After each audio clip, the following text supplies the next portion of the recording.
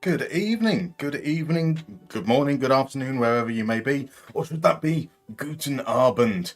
Welcome on in. We're about to embark on our first day over in SV Darmstadt after leaving IFK Mariehamn very quickly on Monday. Now, I'll be honest, just about still processing that. We came in on Monday with a plan. We looked to make our approaches for the transfer window with IFK Mariehamn, with the idea that should a club come calling in maybe the Nordic countries or maybe Germany, that we would at least entertain the interview. Ultimately, we played one more game, an astonishing 2-2 draw against PSG, and then Darmstadt came calling. And here we are in Germany. Well, not physically. I'm currently in my living room in Middle England. But you know the point I'm saying. Anyway, nonetheless, welcome in everybody. It's lovely to see you all here. We've got, as always, some very familiar faces. We've got a lovely little bit of Levi. We've got Lewis in, who's got a week off work. I'm very jealous. Viva is here. Zerachul is here as well. We've got a bit of Viva. Not Viva. Well, we do have a bit of Viva. I've already said Viva. You know what I mean. We've got some Holifat. That was what I meant to say. We've got Carl Daniel in, the Darmstadt fan. So he will be here to hopefully pick at my awful pronunciation of player names and team names. I can only apologise in advance. We also have the glorious, the wonderful RJ13. I do appreciate it's been a very tough day. The cow. It sounds like I'm mocking. I'm genuinely not. The cows have broken into the sugar stores, and I can imagine that has been a long and exhausting day for you. It's no light work, farm work to begin with at the best of times, let alone having to deal with that. So yes, I imagine it has been one hell of a day. Matt 160785 is in. Lovely to see you, my dude.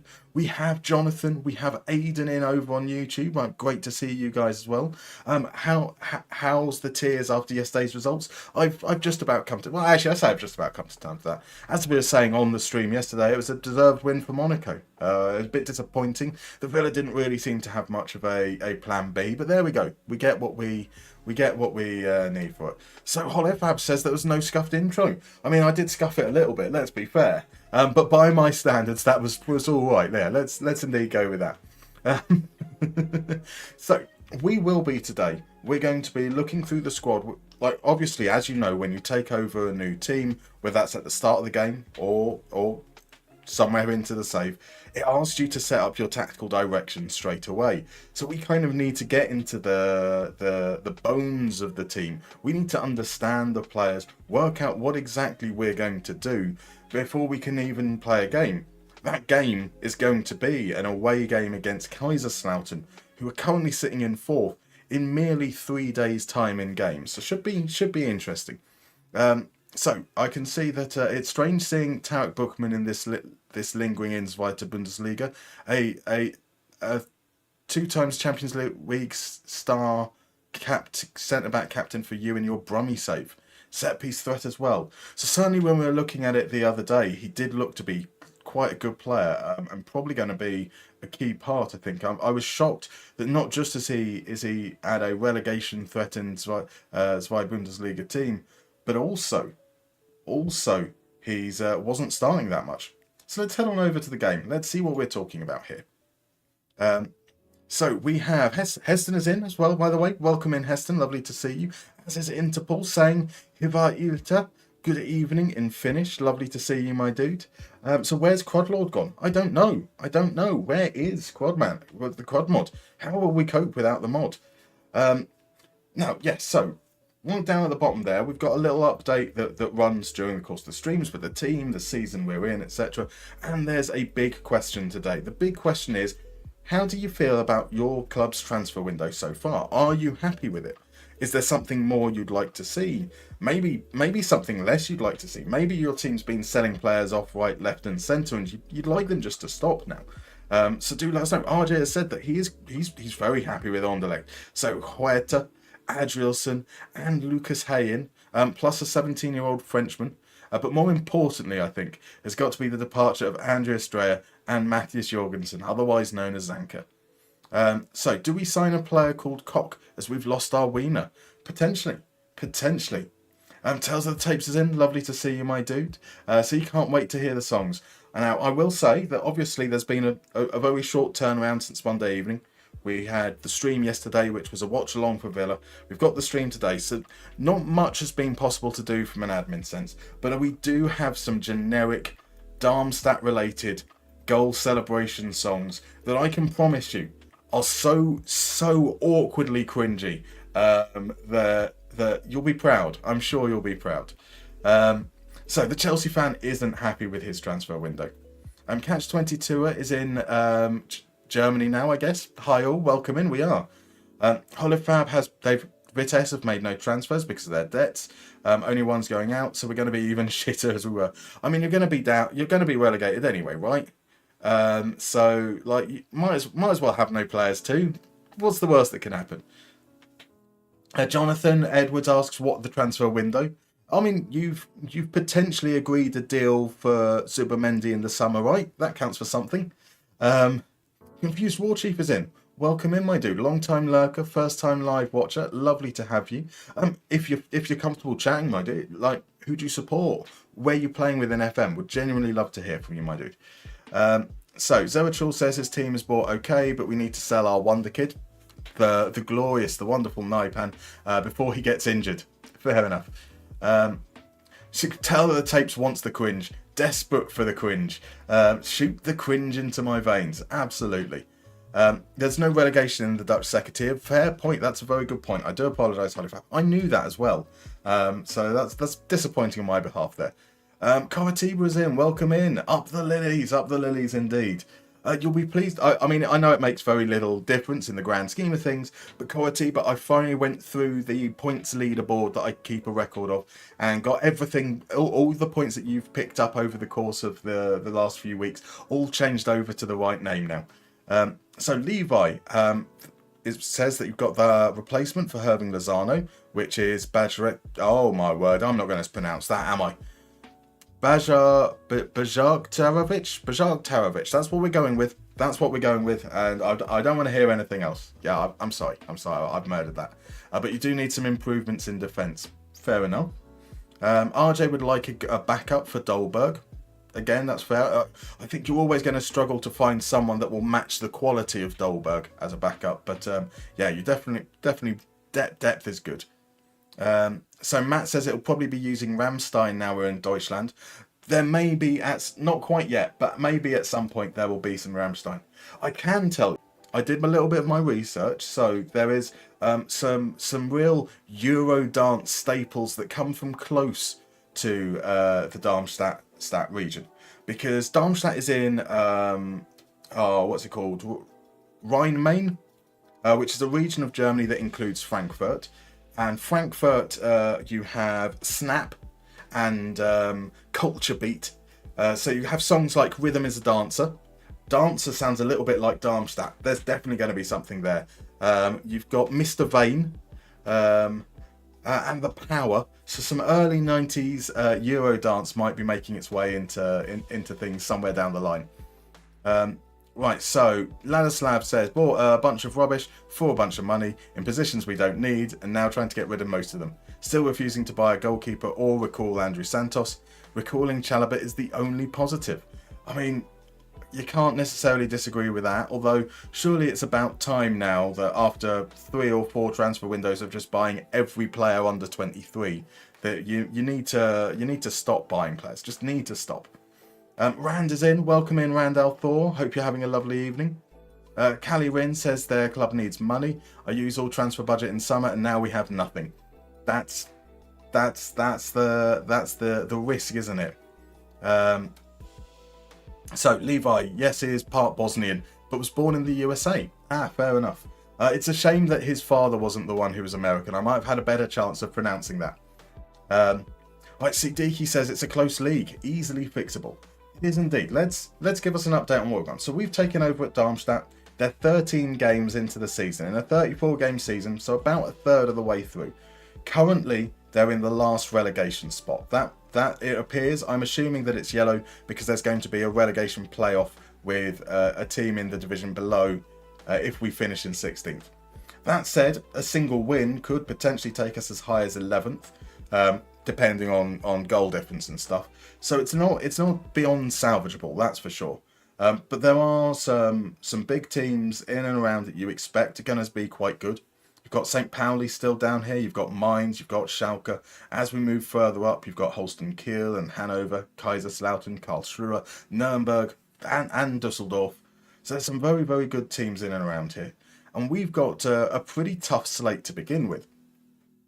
So our upcoming games, Kaiserslautern in 4th, Karlsruhe in 3rd, Schalke, who I think was about 6th or 7th, and Holstein Kiel, who were up there as well. So our 4 games between now and the winter break are all going to be pretty damn tough. And that's probably a good thing, because there shouldn't be much expectation on us to win or get points out of them. We'll get a chance to kind of learn our players and perhaps refine things as we go, ready to set ourselves up for survival in the second half of the season. Or at least that's kind of what I'm hoping for. But to do that, we need to meet the players. And we did take a small look at this team before we joined them. We looked at their performance statistics, but we didn't really know anything about their... It's not the statistics! It's not the statistics! You tell me! How do you measure somebody that could balance a balloon in a wind tunnel on a needle? Oh, bless you, H-Tank30. Resubscribed for 6 months at Tier 1. 4 months of subscription as well. Crudmore forever, he says. What a gentleman. It's not the statistics. It's not the statistics. You are an absolute diamond. So yes, we're going to have a look through the squad. We're going to be able to see their attributes. Or well, in this attributeless approach, we'll see the vagueness of their attributes, so we can properly try and assess what we've got to work with and how we might go forwards from here. So El Norby's here. Welcome in, my dude. Lovely to see you. We'll start with the goalkeepers. So Alexander Bruns has been the backup from the looks of things.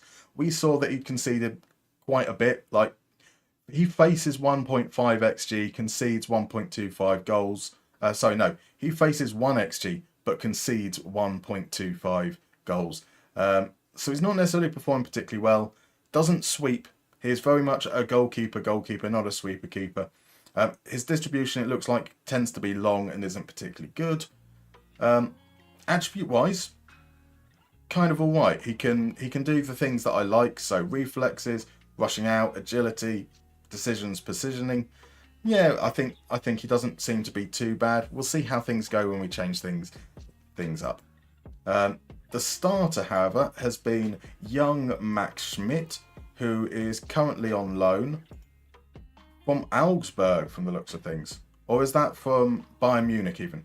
Maybe from Bayern Munich, I do apologise. No, it is from Augsburg. He moved to Augsburg and he's now out on loan with us. So in 11 games, he's conceded basically as much as they expect. Faces 1.45 XG a game, concedes 1.45 goals. He's better in terms of anticipation, better in terms of passing, which is cool. Not as good at rushing out. So again, question marks as to whether he's going to be much of a sweeper keeper. And we can see that he doesn't win possession much. So yeah, we have 2 goalkeepers. Both of them seem to me to be more regular goalkeepers than they are sweeper keepers. So Tales of the Tape says if it was Cole, we'd have to do some Hadaway. Indeed, what is love? What is love? RJ, so Anderlecht, also Huerta arriving has made Mexico buy the rights to show the Jupiler Pro League. That'll be good. I assume that's going to be good for everyone. El Norby, welcome in, my dude. Confused War Chief is a Liverpool fan, watching from Florida. Fashion designer. Interesting. So the skin got me to watch all your videos. Currently doing my first full Liverpool save with the approach. Now I'm addicted. Thanks for being awesome. That's very kind. One, all I can say is I'm glad that you found enjoyment out of it, and yeah, hope you enjoy what is probably, compared to my videos, the streams are definitely a little bit more chaotic. So brace yourself. Right, so Coritiba is definitely not happy with, Coritiba's sold the decent right back, didn't make our best players loan permanent, and signed a bunch of old hags.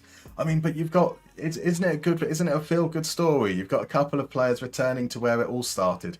That makes it all right. Yeah, surely, maybe. Maybe. Right, so Tyrone Dewar has started a handful of games at centre-back. He doesn't win his tackles. His tackle win rate is pretty poor. His header win rate is okay. In terms of build-up, he's quite useful for progression, and he's reasonably safe. Now, whilst we do this, I've got something in a little browser on the hidden away from you guys. You can't see it, unfortunately, at the moment. But that's going to help me characterize all the players, and once we've gone through the whole squad, I'll use that, and I'll show how that helps assess what we're going to kind of do with the squad. Just tabbing in between the two things, it will get awkward, you see. So just have to trust me on that one. But Tyrone Dewar looks to be kind of okay in that regard. Attribute wise, not particularly great at distribution. Lack of aggression and concentration probably explains his bad tackle win rate. A lack of bravery scares me for a centre-back as well. Physically, he's fine. Just like perfectly reasonable. Nothing particularly special, nothing particularly bad.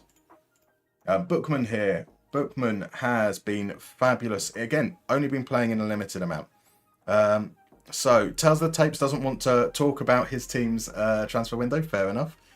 CD key. You'll get a good idea of how good, bad the players are and when you need improvements. Exactly. That's hopefully the idea. Right, goalkeeper only played 4 games though. Yeah, so we've got two goalkeepers. One played 4, one played 11. I say it's only limited information we can work with at the moment. So come on, IFK Marriott. I mean SV Darmstadt 98. I know it's going to be weird saying that, isn't it? It's going to be weird. Do we have any new followers after the Monday night topic?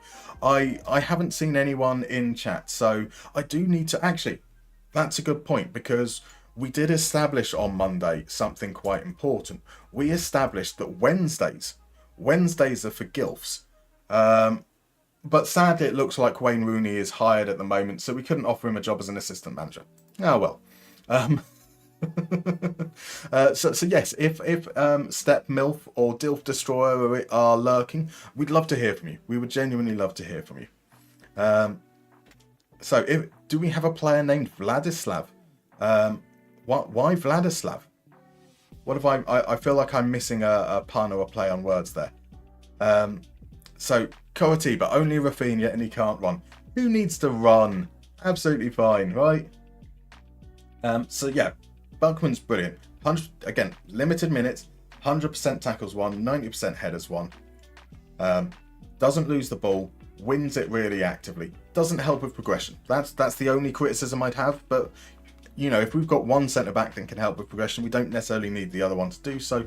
And so Bunkman looks good to me. He looks very, very good to me. I really do think, from an attribute standpoint, the only real knock on him there is maybe his natural fitness. That's something we can manage quite easily. Yeah, he might be a little bit injury prone, but who isn't? Who isn't nowadays? So Sladaslav says, with this stats approach, do you prefer specialists or well-rounded players? Obviously, specialists at everything is ideal. Generally speaking, specialists. I will find that if you can very clearly define what you expect from players within roles within your system, and then go and find players that are very good at those things, you're able to find players who are much more undervalued in the market. It's easier to put together a squad that kind of works. You do still need those jack of all trades if you possibly can. So Coatiba's studying all the shitty songs Germany sent to Eurovision. They'll never be Hard Rock Hallelujah. Yeah, I can't think of I can't really think of an iconic Germany Eurovision song, unfortunately. Nick Sauer hasn't played, and he's not going to play for us. He's slow, he lacks balance, he can't mark, his passing is awful. We're going to see a lot of this, I think, today. So there's from a youth squad perspective, there's an under-19 side, and then there's the senior side. So this squad is really, really large because there's a lot of players who've come through the youth academy that aren't really good enough for senior football, that are still kind of just lingering around. Nick Sauer appears to be one of them, despite being, you would have thought that by 22 they would have probably cut ties. He will not be part of our long-term plans, I'm afraid to say. So, yeah, goodbye, Nick Sauer. Eventually, at least. Eventually. So, who's still hiring Rooney? Well, look, we've established that Wednesdays are for gilfs, and when you're talking gilfs, there's no one that knows that subject better than Wayne Rooney. Vladislav, baby, don't hurt me. I get it. Ah, nice. So, Rich, we have left Mariehamn. We got an offer from... at the beginning of the stream on Monday, we talked about accepting interviews from teams in the Zweite Bundesliga and the Nordic countries, expecting it to be like a few months before any of that happened. And it happened straight away. So we're now in Darmstadt. It took me quite a while to process as well. So here's Tristan Top Rasmussen. Good in his tackles, not really good enough at his headers, doesn't progress the ball, okay in terms of possession won, possession lost. Attribute standpoint, again, aggression and concentration isn't good, bravery isn't good, not particularly good on the ball either. I don't necessarily think he's going to be a player that we want to feature too heavily, but we'll see. Maybe he has a chance to prove us wrong in that regard. He's certainly not as bad as Sauer, so at the moment he looks to be maybe not that far off Tyrone Dua. So we've got at the moment one starter, two players. We'll see. Mircic has said something in German. I'm afraid I speak no German, my dude. So let me see if I can very, very quickly translate. Where's that there? I'm guessing it's something good. Nice evening, everyone. Good evening to you indeed as well. So that was Schonen Abend and alle. Yes, good evening to you, my dude. Good evening. So Holofab's linked a good song about Bayern Munich in Discord. It's not a positive one either. That's what we want. We don't want. We're not here for any Bayern Munich glazing. That's for sure. Right, Dmitrio Strilchuk, 28 years old, hasn't played. He's slow. Isn't particularly strong. Can't do anything in possession. He is worse than Daniel Enquist, which says a lot. I know that Enquist turned into a legend for us. He can do some defensive stuff. I don't think that he's going to be part of our plans. Again, we don't know what the rest of the squad looks like at this point, so who knows. Flynn Stur, he does at least have some pace. Not as good defensively, a little bit better in possession than Strichik. Probably also another player that doesn't have much of a future as far as I'm expecting at this point in time. So who was playing in central defence? Nobody played pretty much in defence in your team. So I think, I'll quickly pop back, that Benedict Gimba, his 15 games, he can play defensive midfield and the midfield as well. I'm guessing most of his games were at centre-back. We'll see when we get on to him. But there are a couple of players. Fröder as well is another player that can play in that spot. So it's got to be one of them, surely? You hope? Right, so Kjell Betcher, a 20-year-old left-back, not playing. He also, so I am being very, very harsh here, but we have a massive, massive squad. So maybe we'll come back and reassess this. But there is nothing really here that makes me say, yay, that's going to be a good player. Right, Simon Astor. Here's a senior player that does actually play at right back. And his performance shows that he wins his tackles, which is good. He pressures, which is good. Doesn't do particularly well in the possession metrics. Isn't particularly progressive. He is dribbly. Maybe not as creative as I would have liked. But certainly something there that is kind of okay. I think we could certainly use some elements from that. That's so. I do generally tend to prefer my fullbacks to either be progressive or creative, of which he's neither. But nothing too worrying in that regard. From an attribute standpoint, elite work rate is brilliant. I do apologise. I should have the key up as much as possible. I know you guys know the system by now, but there we go. We do have a new colour scheme in. So yeah, that hopefully should help a little bit there. Like, his only weakness is really a jumping and heading, which is fine at right back. Sure, I'd love a right back who's brilliant at those things. Elite work rate. Yeah, Simon Astor, doesn't seem too bad by the standard of what we've seen so far. Roberto Massimo has played a handful of games as a substitute, as an attacking midfielder. Again, it's not enough minutes to judge, but what we can see so far is he hasn't created a single chance in 242 minutes, which is pretty bad. That's almost enough for me to say, like, in 242 minutes, you should have at least created one chance. Just one, right? From an attribute point of view, he's quick, he can dribble, and there we go. He can't pass, he can't shoot, he can't tackle, he makes bad decisions. I think that kind of makes sense when we look at that there. So, right, I'm just updating my lovely thing.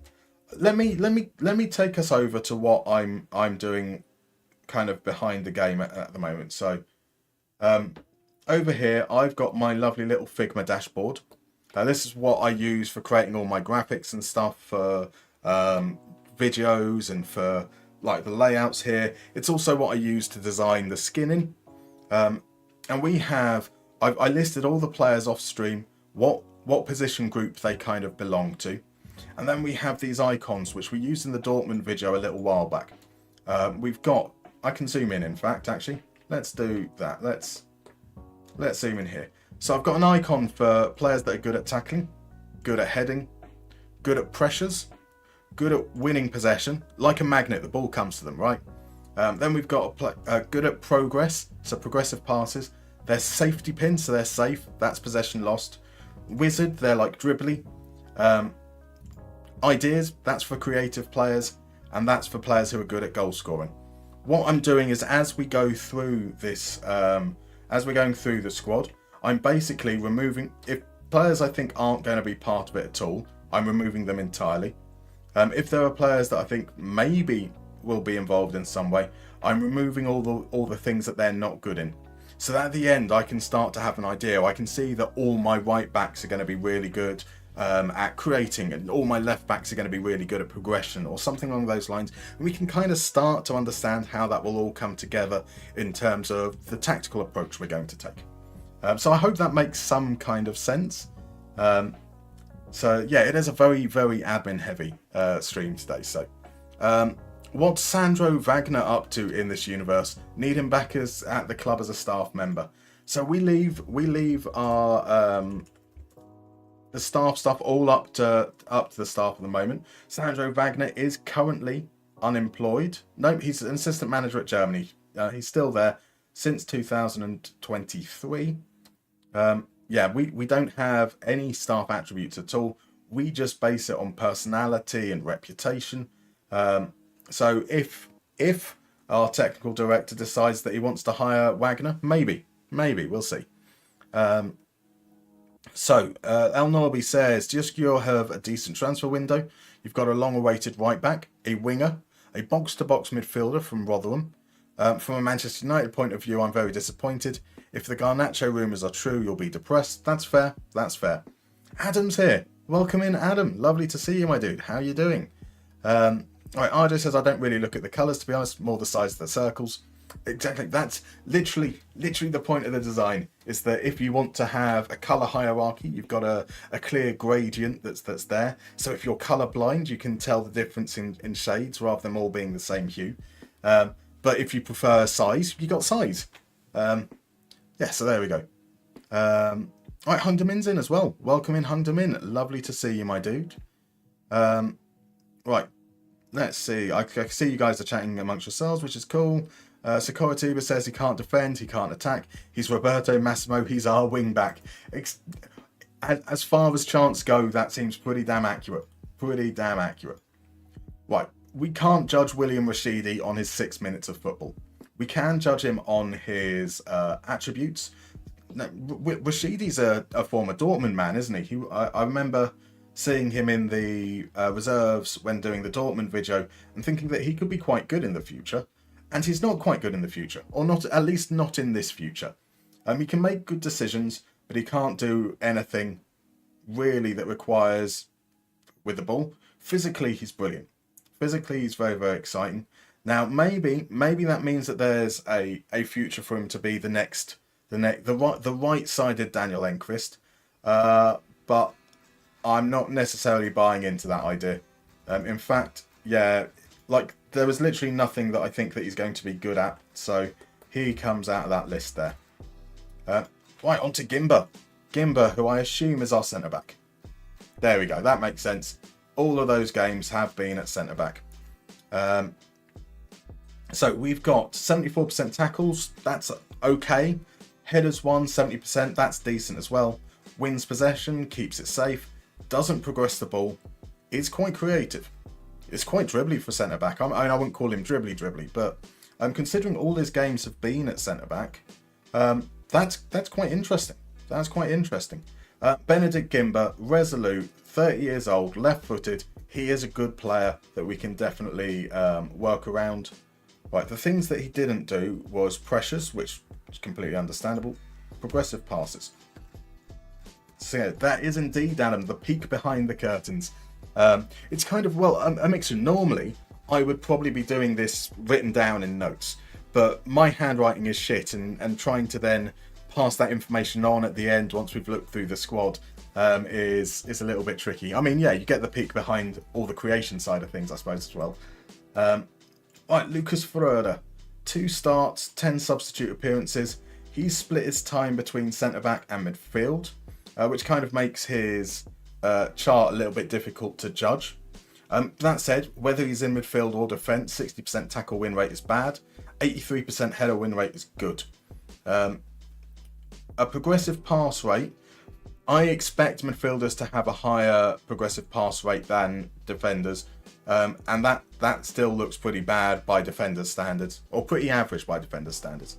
So I would say, generally speaking, it looks like his possession loss numbers are good, possession won numbers are good, headers are good as well.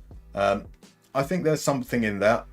Nothing immediately jumps out to say that he's best suited to one position or another. So we will see how that pans out over the first few games, I imagine. Johnny Trotter's in. Welcome in, my dude. Lovely to see you. How are you? So you like it? It's a visual spreadsheet. Yeah, essentially. I've always been a big fan of icons as well. You can then, so there is some cool little things that I was doing with my videos. They're all set up as, I'll pop on over again. Proper peek behind the curtain now. So that's the wrong one. I want to head over to storyboard. So these are actually set up as components. So when I do something like this with the Dortmund video, I can choose one and actually just easily switch between, which is really handy when I'm trying to work things out. I can then make sure that I always have some kind of idea as to where a player stands, and then really quick view, I can go, right, he can do this, he can do that. Lovely approach to doing things, I find. As I say, whilst this is in many respects quite cosmetic for the purpose of this screen is cosmetic for the purpose of this stream. Yeah, I found it really useful when putting videos together, because I know I've got to put those profiles together. I've got to analyze them. So it's quite useful there. Right, so the Darmstadt Dan James, that's a fair description of Massimo. RJ says Rashidi is only 21, can still improve a lot. Quite possibly, but at the moment so we don't have a youth team that he can play in, and I don't think we have the luxury of developing, like, we've got this massive squad, so I'm not necessarily sure there's a place for him in our plans right now. We could potentially loan him out, but from an attribute standpoint, we'd really want him to be developing a lot of these in maybe a space of a year or two. So I have a feeling that his development has been hampered by the previous regime, I think would be the politest way I'd put it. Right, here we go. We've got Francisco Moura, been playing as the left back. He's progressive, he's creative, wins possession, wins his tackles, and his headers. 71% for a fullback is pretty good. Doesn't really pressure, isn't safe with the ball. Yeah, I think there's something we can do with that. That was tackles, headers. Not pressures, right? Not pressures. Progressive, not safe with the ball, creative. Our first player that's come through and looked like he can create from these deep positions as well, which is good. That's something we can definitely build around. Right, so Holifab ate rustlers for dinner. Now you feel sick. I mean, yeah, I want to show some sympathy towards you, Holifab, but that is definitely your own fault there. Sataik asks, why do I use feet as the height measurement? Because feet is the standard measurement used in England. It's what I'm most familiar with. Same with stone and pounds. There are still the occasional lingering aspects of imperial measurements in the UK, even though we're European. So yeah, I just know feet and stone are just a little bit easier for me to understand. Lucas Kubler. Lucas Kubler is a former Freiburg man. He popped up quite a lot whilst I was doing the Freiburg video recently. He's now 35. He's slow, but he can defend.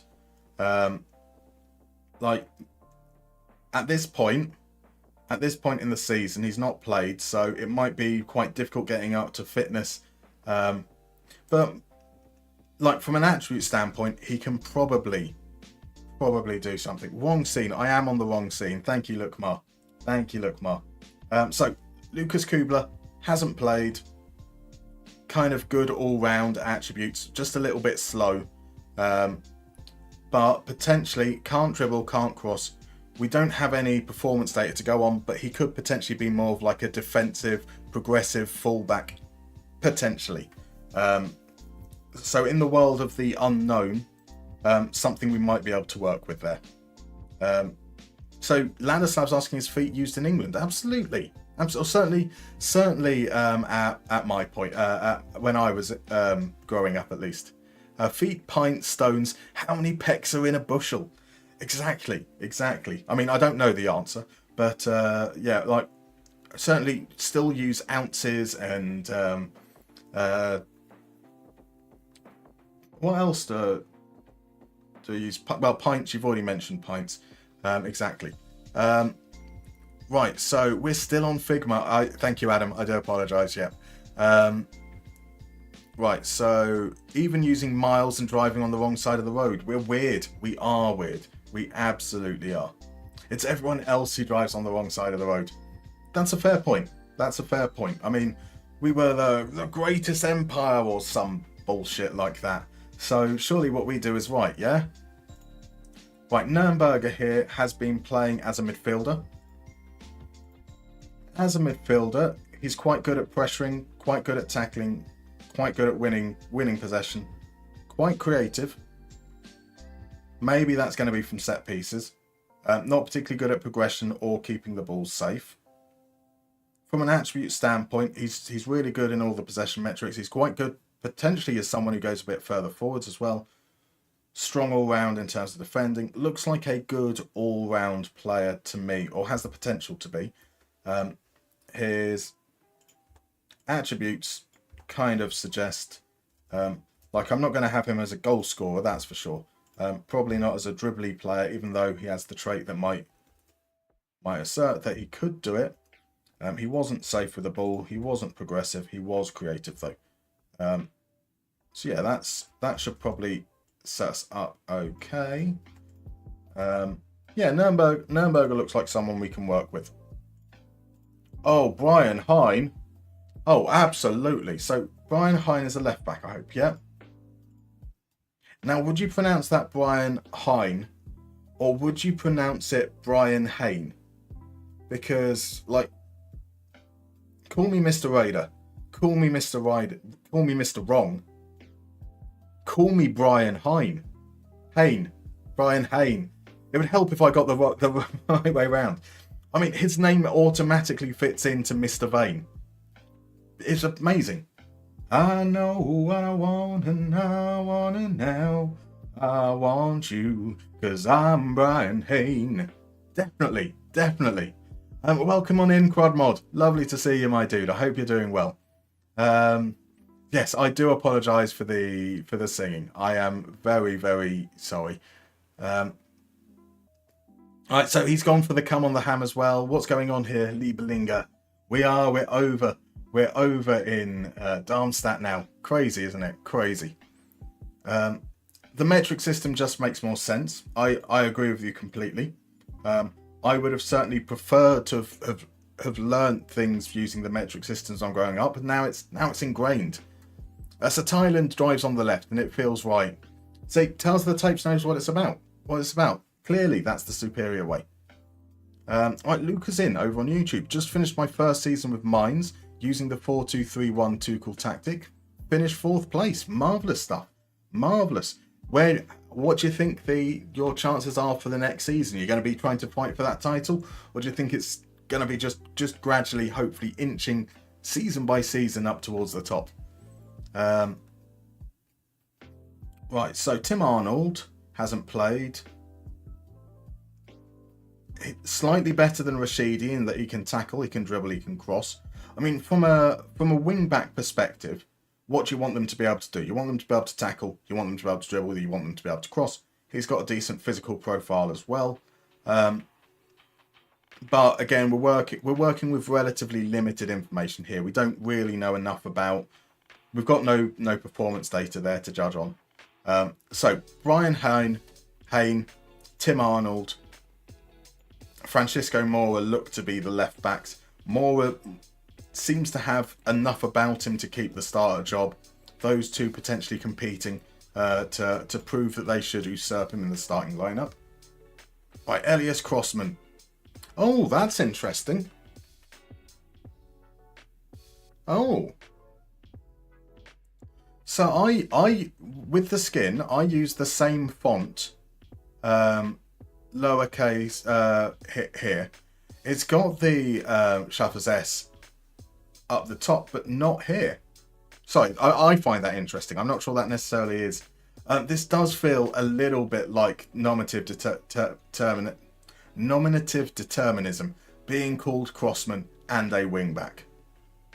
And, I mean, if we look at his attributes, he looks a bit shit, but the one thing he is good at is crossing.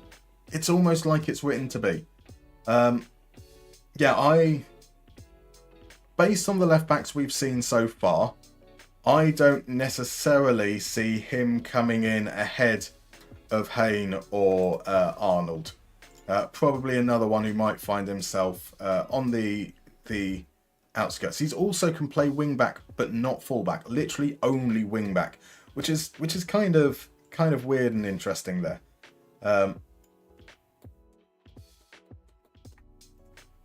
Right, Marvin Mellum. They describe him as a ball winning. They describe him as an attacking midfielder here, but say that his best role is as a ball winning midfielder, which is confusing. He has been playing in central midfield, doing kind of okay. So, yeah, he's definitely been used in a more attacking capacity. He's not on the ball that much. He's not in a position to make progressive passes. He gives the ball away a lot. But he is creative. He is scoring goals. He's tackling. He's winning possession. He's not pressuring, not headering. So that's like, he's definitely appears to be more of a attack-minded player. He does have possession 1. Yep, so possession 1, not progressive, not safe. His dribbling's okay, crossing and creative there. So yeah, I can see why this bit says attacking midfielder. He definitely feels more attacking midfielder than defensive midfielder.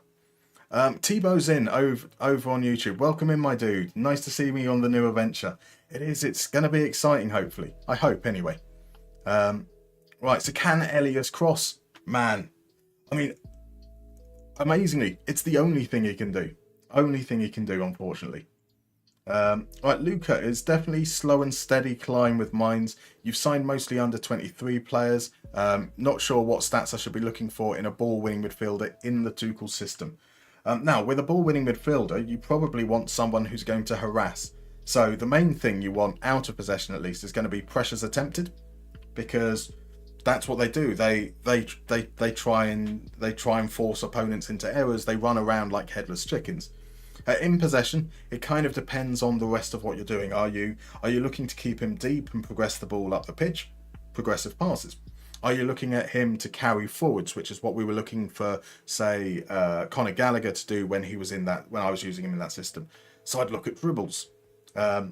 Essentially, it's going to be down to those tweaks that you've made. Are you looking for him just to harass and then play the ball safe? At which point you want to look at possession lost, would be my recommendation at least. So does he carry the team on his back like a cross? Are you suggesting he's Jesus, Matt? He could be Jesus. Right, Andreas Müller played in defensive midfield, and he is safe on the ball, kind of progressive. Tackles one is okay, rubbish at headers, doesn't pressure. We're seeing a very, very common theme that there was very little pressuring from these players at all. So possession won and lost. It's good. He doesn't have much going forwards, can't head, doesn't press. Enis Shabani. Let's have a look here. Enis Shabani has been playing further up the pitch. He's been okay from a creativity standpoint. He doesn't have any assists, but he should have some assists. He has been creating decent chances. He does seem to be getting involved on the ball, but not that progressive compared to how much he's on it. Does a decent job. Possession one. Tackles and headers have been decent. Again, doesn't pressure whatsoever. None of our players want to apply pressure. Not that one, not that one, not that one. So maybe there is a creative player in there. Attributes point of view, he can't cross, but otherwise good in possession. Can't finish, so don't necessarily want him getting into the box. Vaguely okay defending for a more advanced player. Yeah, I think we could work around that for sure. So Lucas says apart from possession one, of course. So yeah, I mean, you might not necessarily want possession one. You might want to prioritize pressure. Sebastian says that the same thing's going on with the Schaffers S on the Zealand skin. It can't decide whether to use it or not. Crazy, a bit weird that. So Ladislav says that player is pronounced like Heinz, but without the Z. Call me Mr. Hein. No, he's going to be pronounced as Hain from here on in, just so that it scans with Mr. Vane. Is Mellum the Darmstadt McTominay? Possibly. He's not good enough in the air to be McTominay though. I mean, that's part of McTominay's secret power, isn't it? Right? Muller looks a little bit like. Yeah, that's fair. That is fair.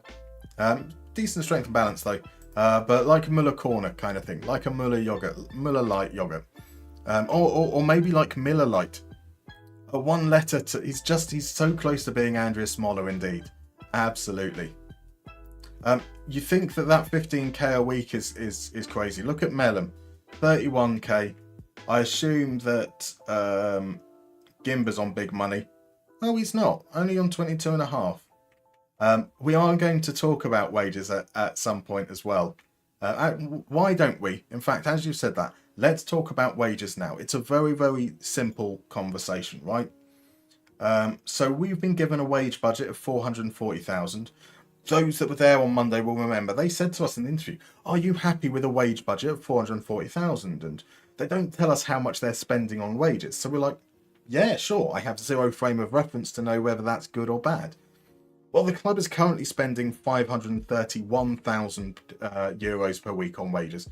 So we are currently 90,000 euros above budget. We are almost 25% above our wage budget.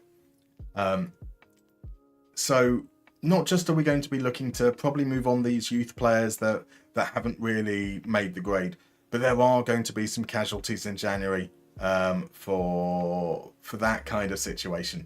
It is quite horrendous. So they had 60 million at one point. They obviously were up in the. It wasn't even 50 million.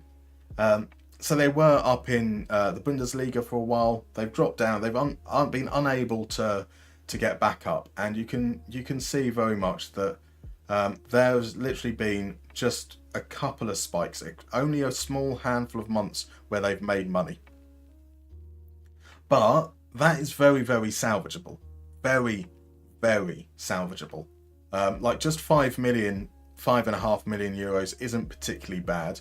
And all we've got to hope is that there isn't much in the way of debt. And there isn't too much. We've got net debt of 3.3 million.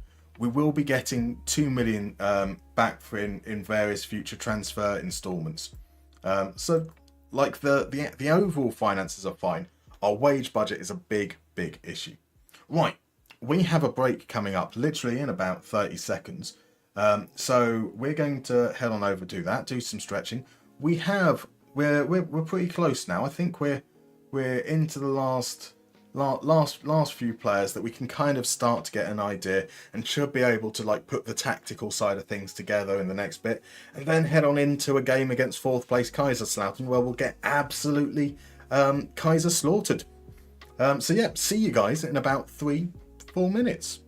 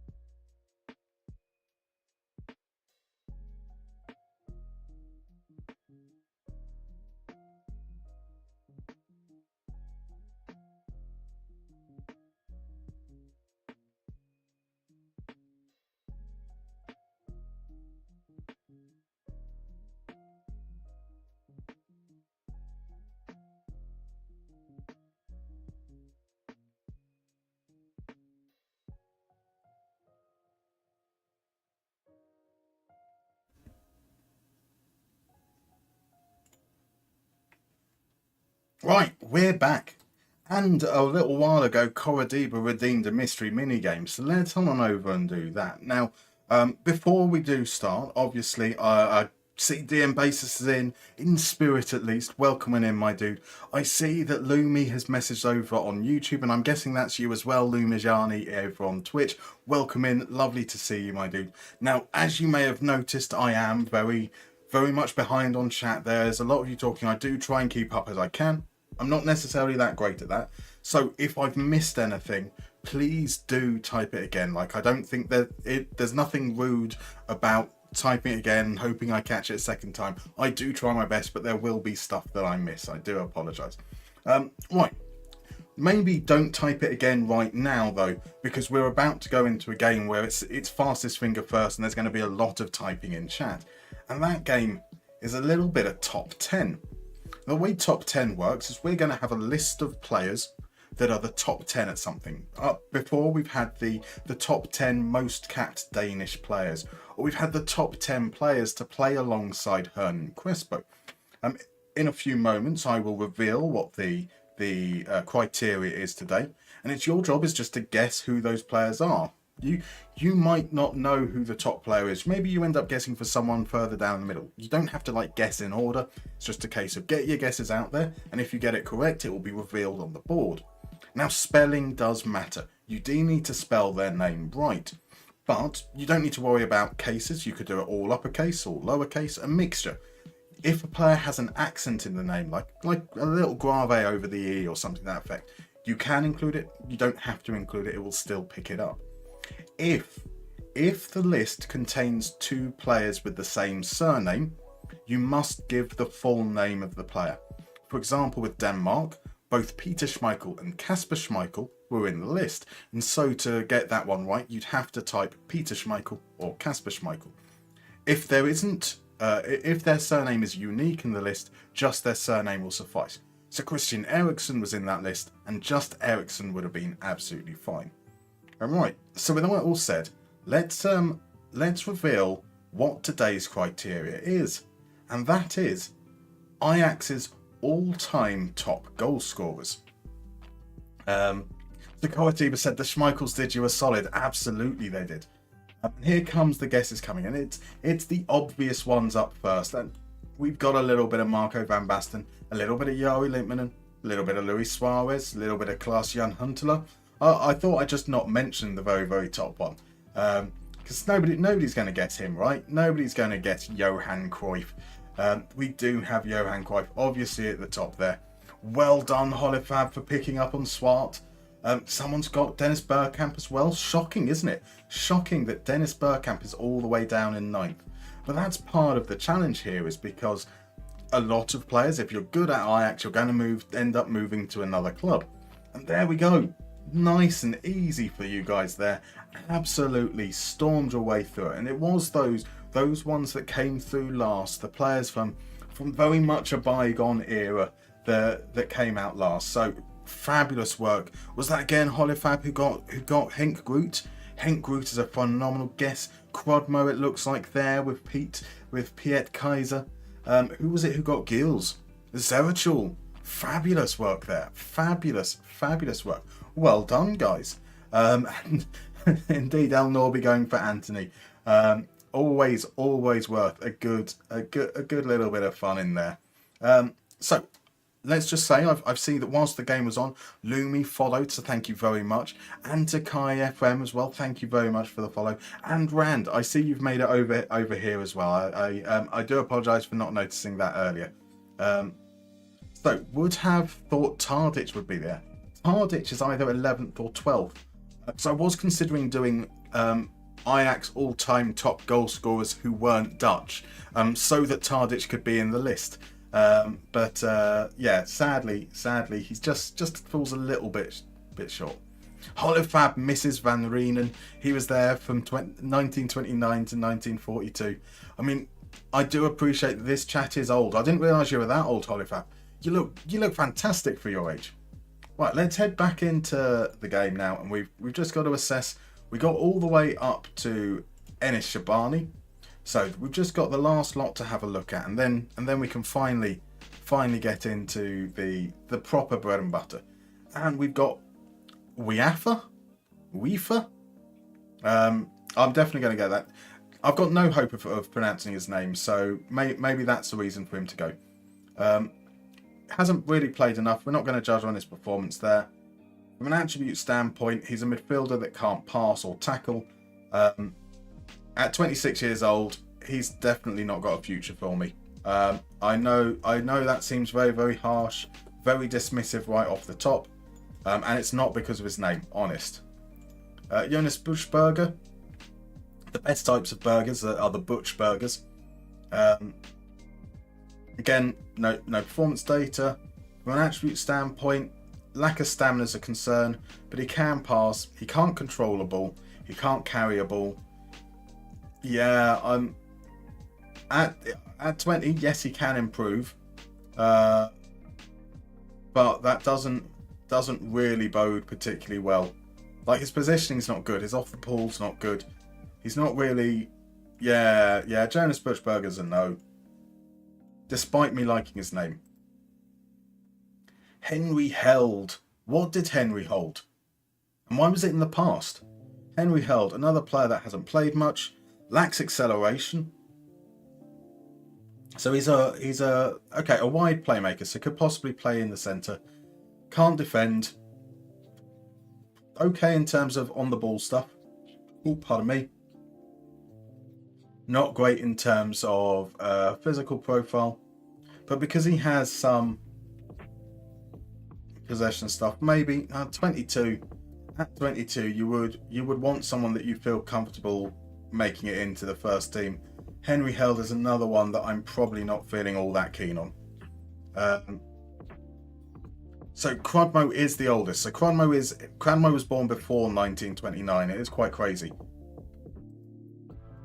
Held means hero. Ah, interesting. Okay. He's not very heroic with attributes like that, unfortunately. These guys all seem rubbish. How did you downgrade jobs?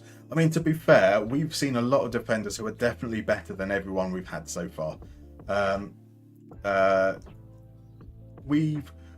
In terms of relative strength in the division, this is a little worrying. I do expect the Zweite Bundesliga to have a better standard of player than we had at Mariaham. We've got better standards of players from an attribute standpoint here, but yeah, it's not looking that great. So can we play with 5 left wingers? We might have to. Here's a right winger though, Kenny Vey. Kenny Vey, decent enough pace, good enough dribbling, right, but can't cross, can't pass, can't shoot. So not really much point in being good at dribbling if you can't do anything afterwards with it. Little bit like what was his name earlier? Roberto Massimo. Again, I'm not feeling all that confident. Tatsuya Ito. He has played a few minutes, playing off the left primarily. Again, not enough to really judge. He's got good acceleration. He can pass, so he can dribble and he can pass. He's got vision and flair. Maybe there is something. In 113 minutes, he hasn't created a chance. But maybe there is something that can be used there, potentially as some kind of creative option. Right, Braden Manu. Braden Manu also hasn't played enough minutes to judge. 156 minutes isn't enough, even if he has scored 1.15 goals per 90. So tales of the tapes, apparently, Leon Wiafe, his full name is Leon Wolfgang Kwabena Bamf Owusu Ampadu Wiafe. That is a phenomenal name. Right, you might have just saved his career there. You might have just saved his career. That is pretty damn incredible. To the extent that they don't even include all of his middle name there. They've cut out the Uwasu and just called him O. Blimey. Does he have any... Lars? It'd be great if he had a brother and like the brother had 0 middle names. That is sensational. Right, so I am trying to catch up there. So we've got some talk about Heiko Herrlich. Scheitberger, yeah, but Butchberger is more Scheitberger than Butchberger. Quadmo wants an EU passport. That's understandable. It's times like the last, well, nearly 10 years now that make me grateful for being half Greek. By Elias Sard. Elias Sard has been playing off the left. He hasn't scored. He's got 0.08 goals per 90. He's got 0.08 assists per 90, but he should have had more than that, considerably more than that. So he is dribbly, he is creative, he does apply pressure. I like the look of Elias Sard. He's dribbly, he's creative. Yeah, that is by far, so far, that is not just the best player we've seen here. He is by far and away the best player we've had at all. So I do like that, and he applies pressure. We've got someone who could potentially apply pressure. I just realised that because of the Wiafe, I didn't check Braden Manu's attributes. He's quick, he can dribble, he can finish, he's got good movement. There is a striker in there from Braden Manu. There is someone that I think probably can score goals. Or at least deserves a chance to show that he can score goals. So is Tatsuya Ito the St. Truden one? Quite possibly. Yes. Yes, it is indeed. So he went from St. Truden. He's out on loan to Magdeburg. Moved there permanently at the beginning of the game. Small loan back to Japan and then sold to Darmstadt. Or left for Darmstadt on a free, where he hasn't really done anything. But we'll change that. So Adam, I'm skipping ahead, but Irankunda had a whale of a time with him in Japan. Nestori Irankunda is a really, really interesting player for us to have. I am certainly looking forward to having a look at him. Do I have a Greek passport? I don't have a Greek passport, Quadmo, but I would be eligible for one. Technically. It's all over. It is now. Bless you, Brazilian Fury. Welcome on in, my dude. How was the stream? How is everything going with Tamar? Let's do a little bit of that. So Quadmo, I should teach you how to do the shout-outs and do the thing. So if you, Quadmo, if you press / and then type shout-out, then you add a space, and after that you type in the name of the channel you want to shout out, it will do that lovely bit there for you. So guys, if you're not following Brazilian Fury, most definitely should. He's currently streaming the União to Marseille. Last Friday, I was on his channel as we went through the Moneyball approach to see if we can find those marginal gains to hopefully go on and win the league. Hopefully. And Pix is in. Welcome in, Pix. Lovely to see you, my dude. Elias Sard, a real player for St. Pauli in real life. He was playing semi-professional just 2 years ago. Was he now? Interesting. So obviously, if you wanted to shout out Ladislav Almasi fan, you could. The question is do you really want to shout out one of your rivals in the leaderboard points game? You know, there might be people that maybe subscribers will help him somehow. Who knows? No, you can do absolute shout out whoever. You know what I mean. So we've just got to the start of January, unbeaten first half of the season. Only draws were against Vizela in the league and Man United in the Conference League. Amazing stuff. That is going very, very well. Awesome. And it's all because of Rodrigo Matos, right? All because of Rodrigo Matos. Right, so Macho Zelic here. Macho Zelic has only played 148 minutes on the left wing because everyone's on the left wing. From an attribute point of view, he can dribble, he can cross, he can score, he can't pass, so he's not an inverted winger or playmaker-y type. Acceleration, pace, stamina, agility, probably enough.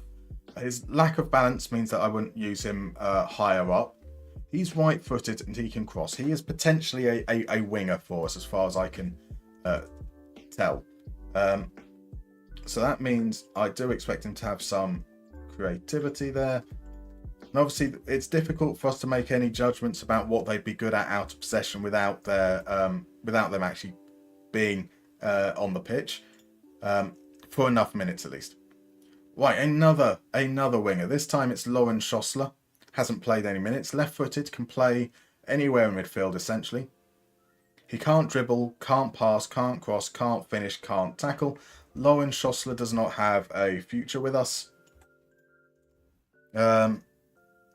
Teach a Crodmo to fish, he'll feast for a lifetime. Exactly. You're learning. Saikar's in. Welcome in, my dude. I will join you from the sauna. Very nice. How are you doing this evening? Ladislav says you're in a drought on the mini games. You picked up 3 points on Monday, I think. I think you've got more points than Crodmo did this week. Well, I haven't tallied the points from today yet, so obviously we don't know. So he did score the winner off the bench against Porto. So yeah, I'm going to give him his first. Rodrigo Matos supremacy is here. Rodrigo Matos supremacy is absolutely here. All right, Asaf Orania, a forward or an attacking midfielder. We like them. Who can't pass, cross, dribble, finish. We don't like that. We don't like that at all. Orania, a player that's unlikely to get much of a chance. Irvin Cardona, a Maltese pressing forward. Again, hasn't played many minutes. Occasionally on the right, occasionally up front. He is definitely a striker. Great pace, likes to beat offside trap, can do the attacking things. Irvin Cardona as a possible goal scorer seems plausible to me. Nestori Irankunda has been playing exclusively as a right winger. And he's been shit. He's been very, very shit. He can dribble. He can tackle. 0.20 goals isn't bad, especially from only 0.11 XG. So that's maybe isn't particularly fair on him. What we know about Nestori Irankunda in real life is that he is super fast and he can absolutely twat the ball with a lot of power. So we certainly got things that suggest he might be okay in that regard. His lack of dribbling means I don't think I'd ever want him out on the wing. His first touch is not particularly good either. Like as an advanced forward, send the ball long, get him to chase it. His finishing and off the ball is great. You want him to take first time shots though, because you don't want him trying to control the ball or dribble it. You don't want him to have to think about the decisions he's making. So Irankunda, I think, could be a striker for us, but I'm not convinced that he's someone we're going to look to keep hold of, for example, past his loan terms. Right, so yes, that is a shame. That's exactly fair there. Right, I guess Ampadu is the paternal and Wiafa is the maternal family names for Ampadu Wiafa. That would make sense. That would definitely make sense. Holifab reckons that Nkunda is worse than Shambos. Possibly. Hopefully he's been misused in the wrong position. Like, we've seen that sometimes you think a player should be used out wide, like Olawale, and actually you put him up front and he's a legend. So maybe. But right now it doesn't look promising for him. I've got to be honest. Right, hey, H-Tank 30, can I just play with 11 outfielders and no keeper? It'd probably be better than having to use my awful keepers who can't make a save for their lives. You have had some pretty torrid time with being absolutely FM'd on a regular basis. And Matt reckons that twatting balls is good. It really is. Really is. Right, Torreciello hasn't played, so we don't have much we can judge there. Again, decent attacking, decent physical. Like, he's got strength and balance. He's not going to be an aerial threat with his jumping and heading. It could potentially be a striker for us. We don't really have any evidence to go on there. This seems to be a recurring theme. So, like Cardona, Irankunda, Manu are all players that might be able to play up front for us based on their attribute profile. They haven't played many minutes, apart from Irankunda, who's definitely been put in the wrong position. So there's a lot of unknown in terms of our attacking quality here. Oscar Wilhelmsen has been playing. 14 games up front, 5 goals, isn't that special. Wins his headers. 44% is good for a striker. Scoring under his XG. Carrying the ball quite a bit. So he's 6'2", likes to beat offside trap. Really good pace. good there as well.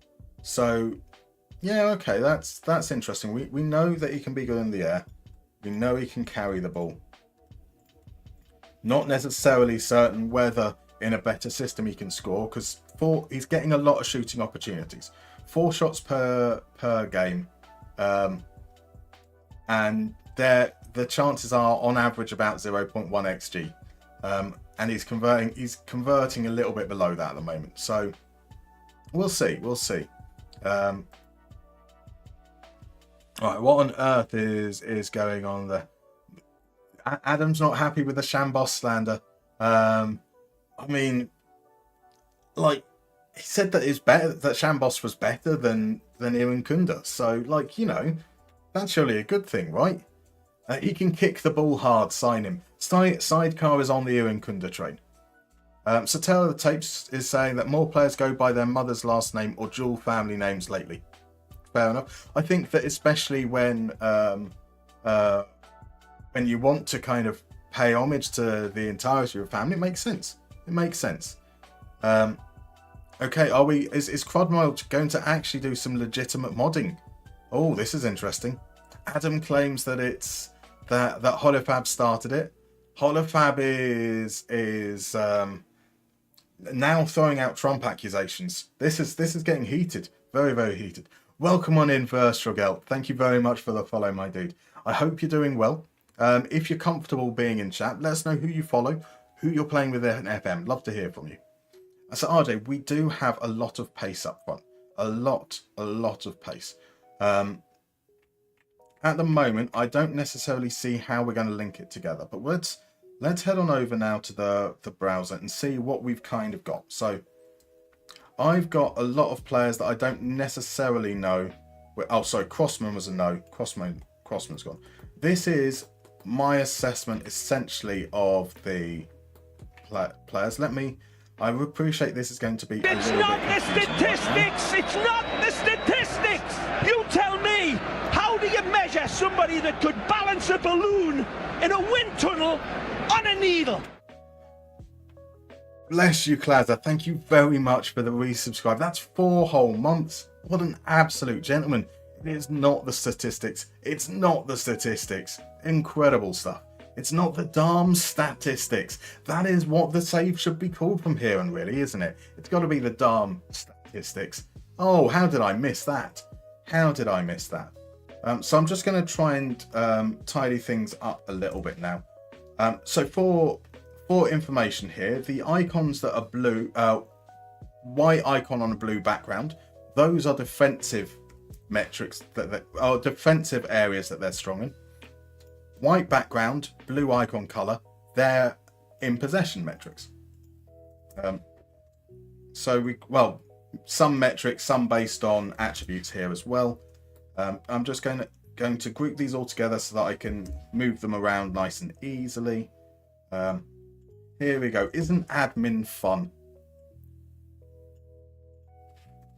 This way, though, we should be able to kind of get an idea as to what we're dealing with, how this can all hopefully tie together into something vaguely cohesive down the line. I say vaguely cohesive because, you know, if Mariham is anything to go by, we'll try stuff in the first season and it might work okay. The second season it'll go to pot, and the third season we'll completely abandon what we were doing, go for something completely different, and it will work. That is assuming that we get a third season. We have promised the board that we will get automatic promotion at the end of the second season, which might be setting ourselves up to fail. Who knows? Now, a large element of this approach is that we don't really know much about our relative strength.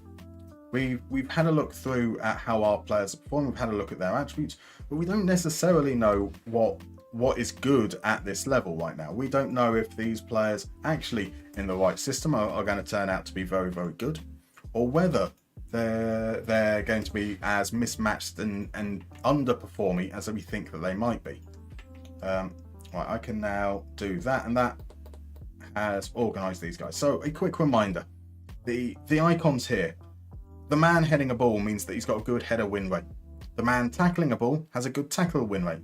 The man with a magnet has really good possession 1, and the little gauge there means that they're good at applying pressure. The in possession ones, the gear, means that they're good at progressive passes.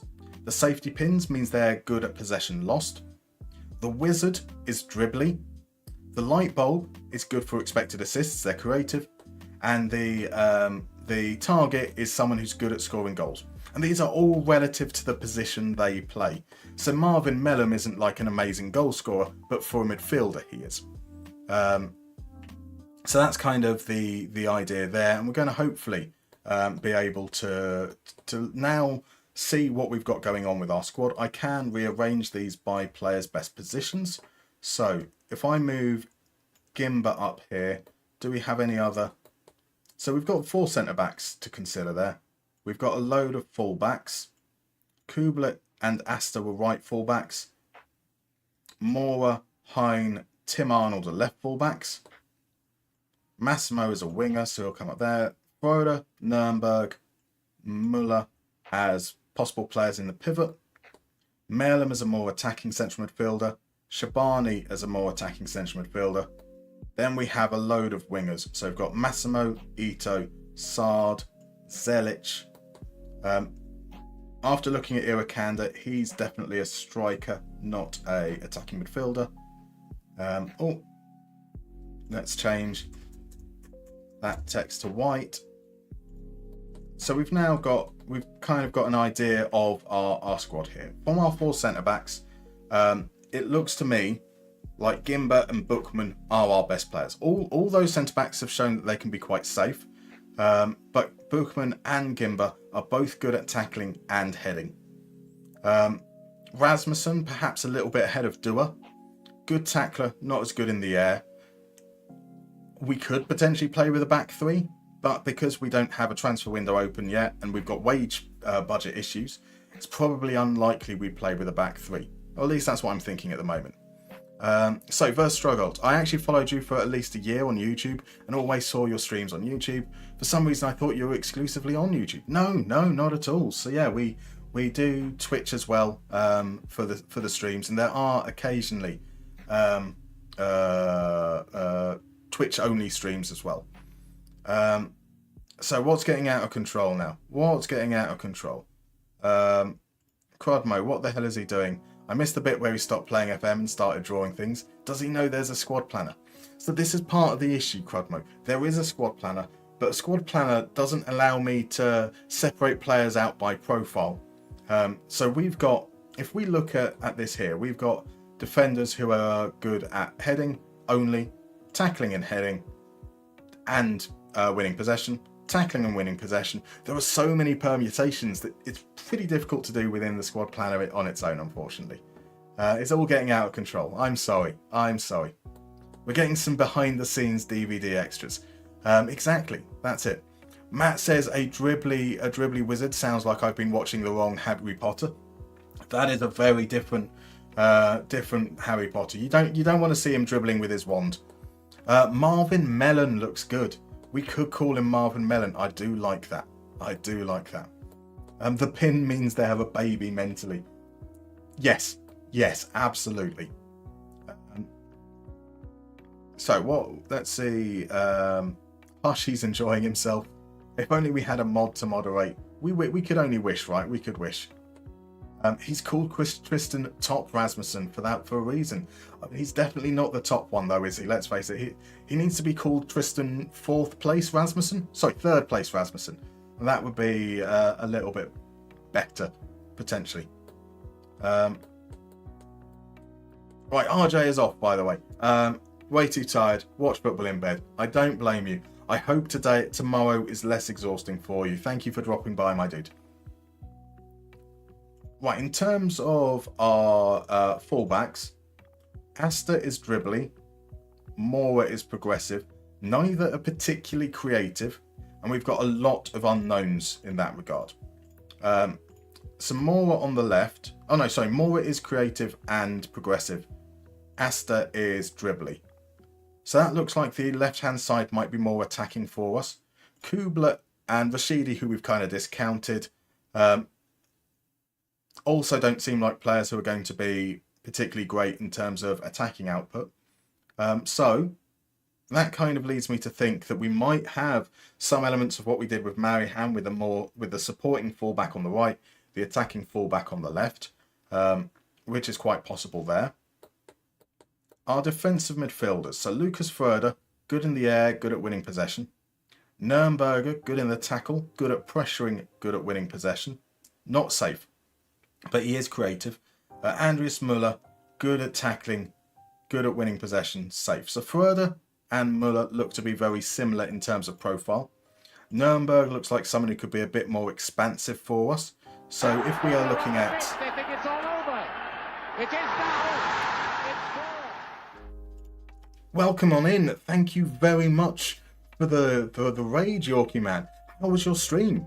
How was your stream? Would love to know who you're with currently, how it went. Thank you very, very much for the raid. So, welcome. I'm MustermannFM, if you guys haven't been here before. We are currently in Germany.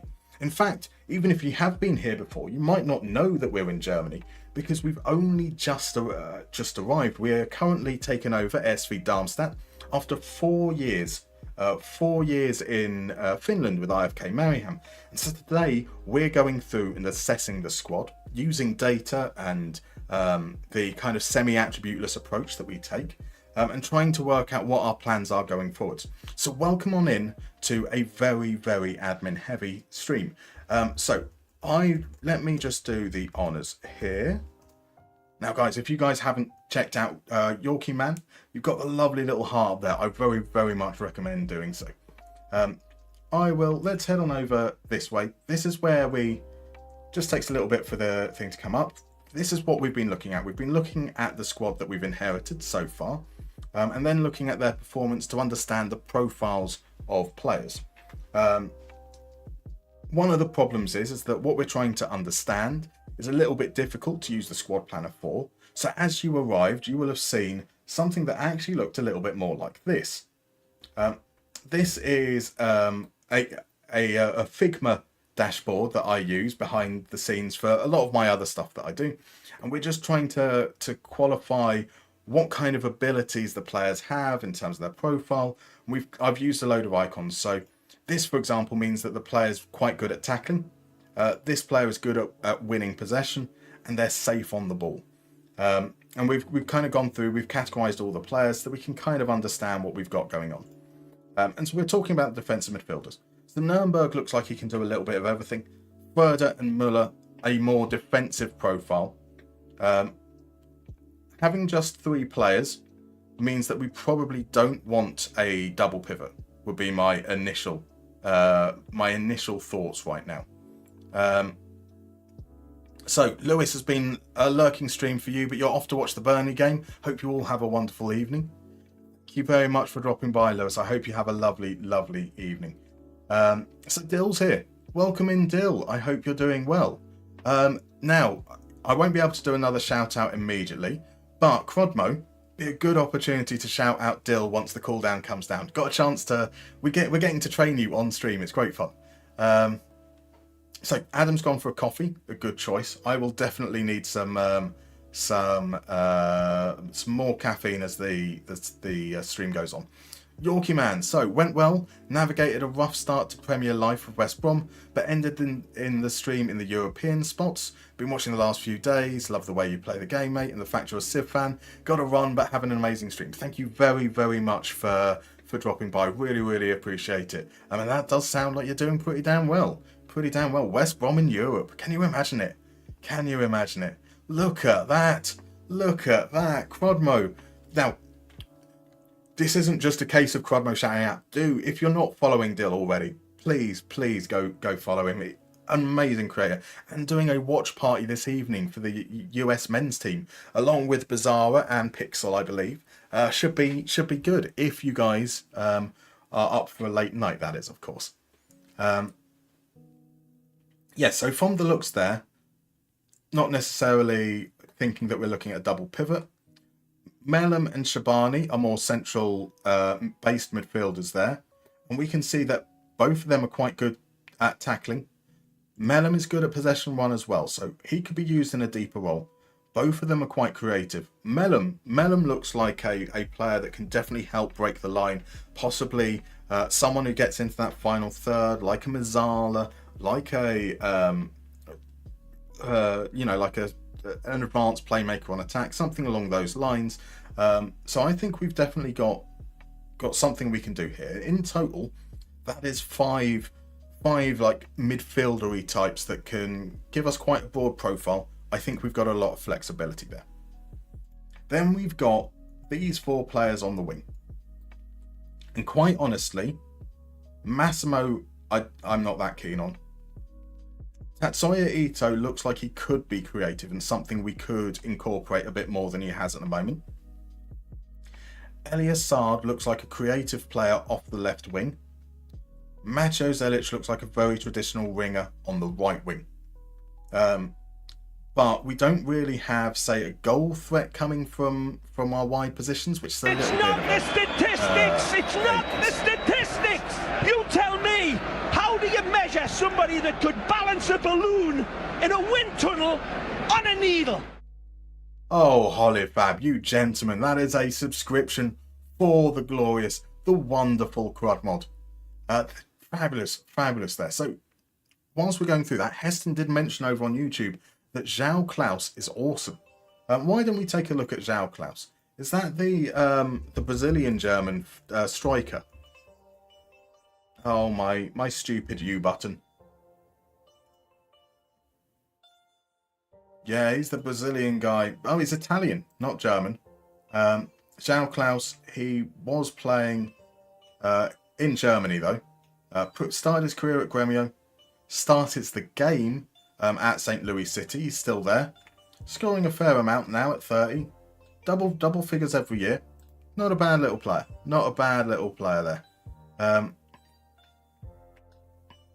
And I can see that some guy says the streets won't forget Klaus at HJK on loan shortly after they had Alfredo Morelos. Was Alfredo Morelos at HJK? Crazy. Oh, we've got the USA chance coming. What the hell is a kilometre? It is shocking that Crodmod wasn't subbed. In all fairness, I give him a pass. I absolutely give him a pass. So Starikar reckons that as Elias Saad, we're considering Elias Saad as the left winger. We're considering Matteo Zelic as the right winger. So that is, I mean, are Labour really left wing? Are they really left wing? And Matteo Zelic is reform. Apparently so. No comments on where that goes from there. But I think you can definitely know from other things I've said over the course of the streams about how I feel about that. Up front, we have a lot of unproven commodities that might be able to score goals for us.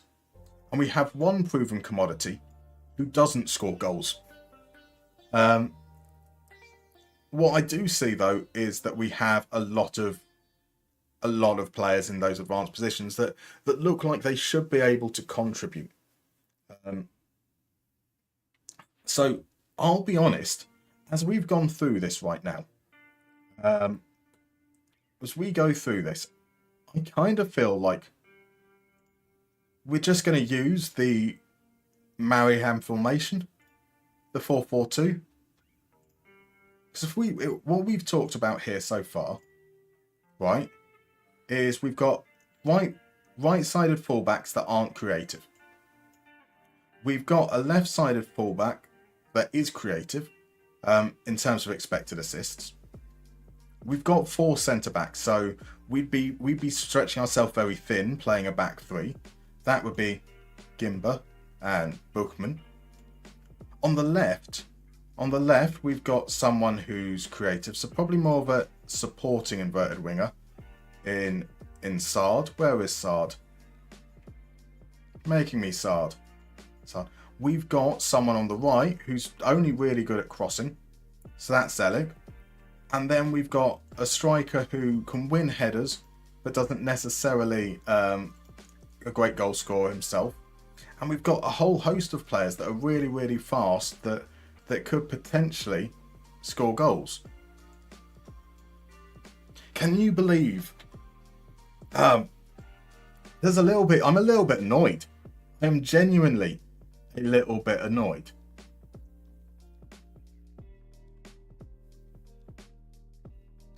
You see, we have now spent an hour and 40 minutes, and the conclusion is we'll just do what we were doing at Mariam. So wait, Adam says, wait, Crud Mode was never subbed. Holifab out here doing the good deeds. He is indeed. That's why Holifab probably should be the star man. He should be the Crud. The Crud, he should be the mod even. So Wilhelmsen is left-footed as well. So we'd probably look at swapping these guys round. And that would get potentially Iran Kunda on his stronger foot too. We do have some questions over what we do with Mellum. So Mellum here looks like a player who can be involved in more phases. He could potentially be relief for Sard on the left. Or what we could find ourselves doing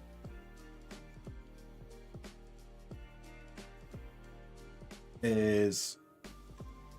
Do we want two players attacking this side? Yes, we do want two players attacking this side. So that would be Mellum as a player who gets forwards and attacks there. Maybe, just to have a little bit, something a little bit different, we'll have Asta stepping into the midfield there. So he ends up a little bit more central as we've got a winger. So that the half, because at the moment the half-back drops back and we have nobody in midfield. But the half-back will drop back in the initial phase. As we move further forwards, the half-back does step back out from the defence, so that should be okay there. So, direct ball, big man, little man, channels, tackle hard. We're definitely not going direct. We are going to stick with at least some of the principles that even if we weren't just using the Emery Ham 4-4-2, we'd definitely be sticking to some of the principles that we were using previously in the save. So go the Amram route and just do a 3-4-3 for the sake of it. Compliance be damned. I mean, I like a 3-4-3. We just don't have the personnel for it. Musterman Bassett. Yeah, there's sadly, I'm afraid to disappoint. There won't be any hoofball. So Tyreek George fan reckons that Holifab is funding a tyrant. No good deed in my opinion. Disgraceful. Holicrad is good. Please don't call him a melon. I'm not calling him a melon at the moment. We'll see how it goes. That's why Darmstadt hired you to use the same tactic.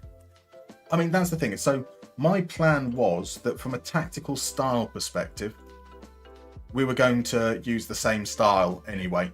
But we'd end up finding how we could make our players work within it. Just so happens that very similar to what we were doing already. Right, so let's see. Nor does Amarin yet. No, indeed. Utter woke football because of an inverted wing back. You got to get with the times, Hungdom Min. Got to get with the times, I'm afraid. That's a lose here. Welcome on in, my dude. I wish I'd been able to be here from the start. Watching you analyse the new squad would have been so educational. Hopefully I can catch the pod. It will be confusing, Lou. One, lovely to see you, my dude. I hope you're doing well. I have been trying to confuse people during the course of this stream by using a third-party platform and analysing players in terms of icons. And I'm genuinely amazed that I haven't broken everyone yet. So yeah, when you go back, that will make a little bit more sense, but not necessarily full sense. You're twisting my melon, man. Oh, Johnny Trotter coming through once again with the big puns. I love it. I love it. So yeah, so at the moment, if we're having the Volante pushing forwards as we would with Mellum, we need someone in the midfield. So you can call the inverted wing back woke if you like. We're going with an inverted wing back to start with. And that would probably mean that based on the players we've looked at, oh, that is difficult though, because yeah, we have midfielders that have done a little bit of everything. So Lucas Fodo's okay. Where does Nürnberger fit in? Because he's kind of been pretty solid around board. But then Nürnberger can be relief for Mellum. And then we've got Fröder and the other one, Müller, for the halfback role. Shabani is probably... So maybe it's Shabani, Mellum and Sard kind of rotating their So Shabani and Mellum could cover Sard on the left. Nürnberger covers the centre. Right hand side, we've got a load of wingers that haven't really proved themselves. Tatsuya Ito might be able to. He can pass. He's going to cover on the left. Tatsuya Ito is going to cover on the left. So what I'm looking at here, we've got to move on a lot of players. A lot of players because of our wage bill especially. But we could do with with competition on the right here. I would love to see us have like a goal scoring target forward. Wilhelmsen up to now hasn't proven that he can score goals. Maybe that will change as we go into the first lot of games. We need to clear up who the strikers are going to be. And then anyone that we can sell will be sold, quite possibly. Breezy B42, thank you very much for the follow, my dude. How are you? If you're comfortable chatting, let us know who you support. Let us know who you're playing with in FM. We'd love to hear from you. So I'm potentially going to out myself, but am I the only one that never realised you could save a set of instructions as a custom tactical style? Possibly, I don't know. Yeah, I love tactical style. Is one of my favourite things, especially because I do a lot of here's a philosophy, here are different formations. It's an absolute lifesaver. Right, a sensible German chuckle. What on earth? Oh, to the you're twisting my melon. That was yes, top quality. Funny, let's not go overboard. Mildly humorous, perhaps. That by German standards, that is rip-roaringly funny. Let's be fair. Right, Hungdamin says maybe instead of a Brexit 4-4-2, we can play an Ollie 4-2-3-1, counter-attacking with style. Yeah, I mean, I don't know how I can say it many more times, Hungdamin, but we're not changing our style during the course of this. We're still going to stick to those same principles. I'm sorry, dude. I assume it's team instructions. Has them saved as Emery Ham. I never knew you could do that. It is indeed team instructions. Just team instructions. So Bam Bam didn't know either. There we go. Johnny is right. Baumgart's got a phenomenal flat cap. His hat game is strong. There's that expression. Like there's real contempt in his face there. I don't know if he's saying that as a nice thing or not. We've got no need to change the captains. We've got a bid coming in for a player that we said doesn't have a future with us. I'm not going to pay for him to leave though. Like you can offer me zero. You can offer me absolutely no money, but I'm not going to pay his wages as well. Let's see what the coaches have to say. Yep, that's fine. We've just done that. Some suggestions for him to improve his balance. That seems reasonable, but we'll hold fire for a while. Same with Nürnberger. We'll just hold on making any changes in terms of training or traits. Let's get to know the players properly to begin with. Yep, sure. Again, training we're not assessing now. They like the potential of Crossman. That should all be passed over. So we don't have to set we have to set our responsibilities all over again as well. Bloody admin. There we go. Contracts for all of these. We get involved in the director of football.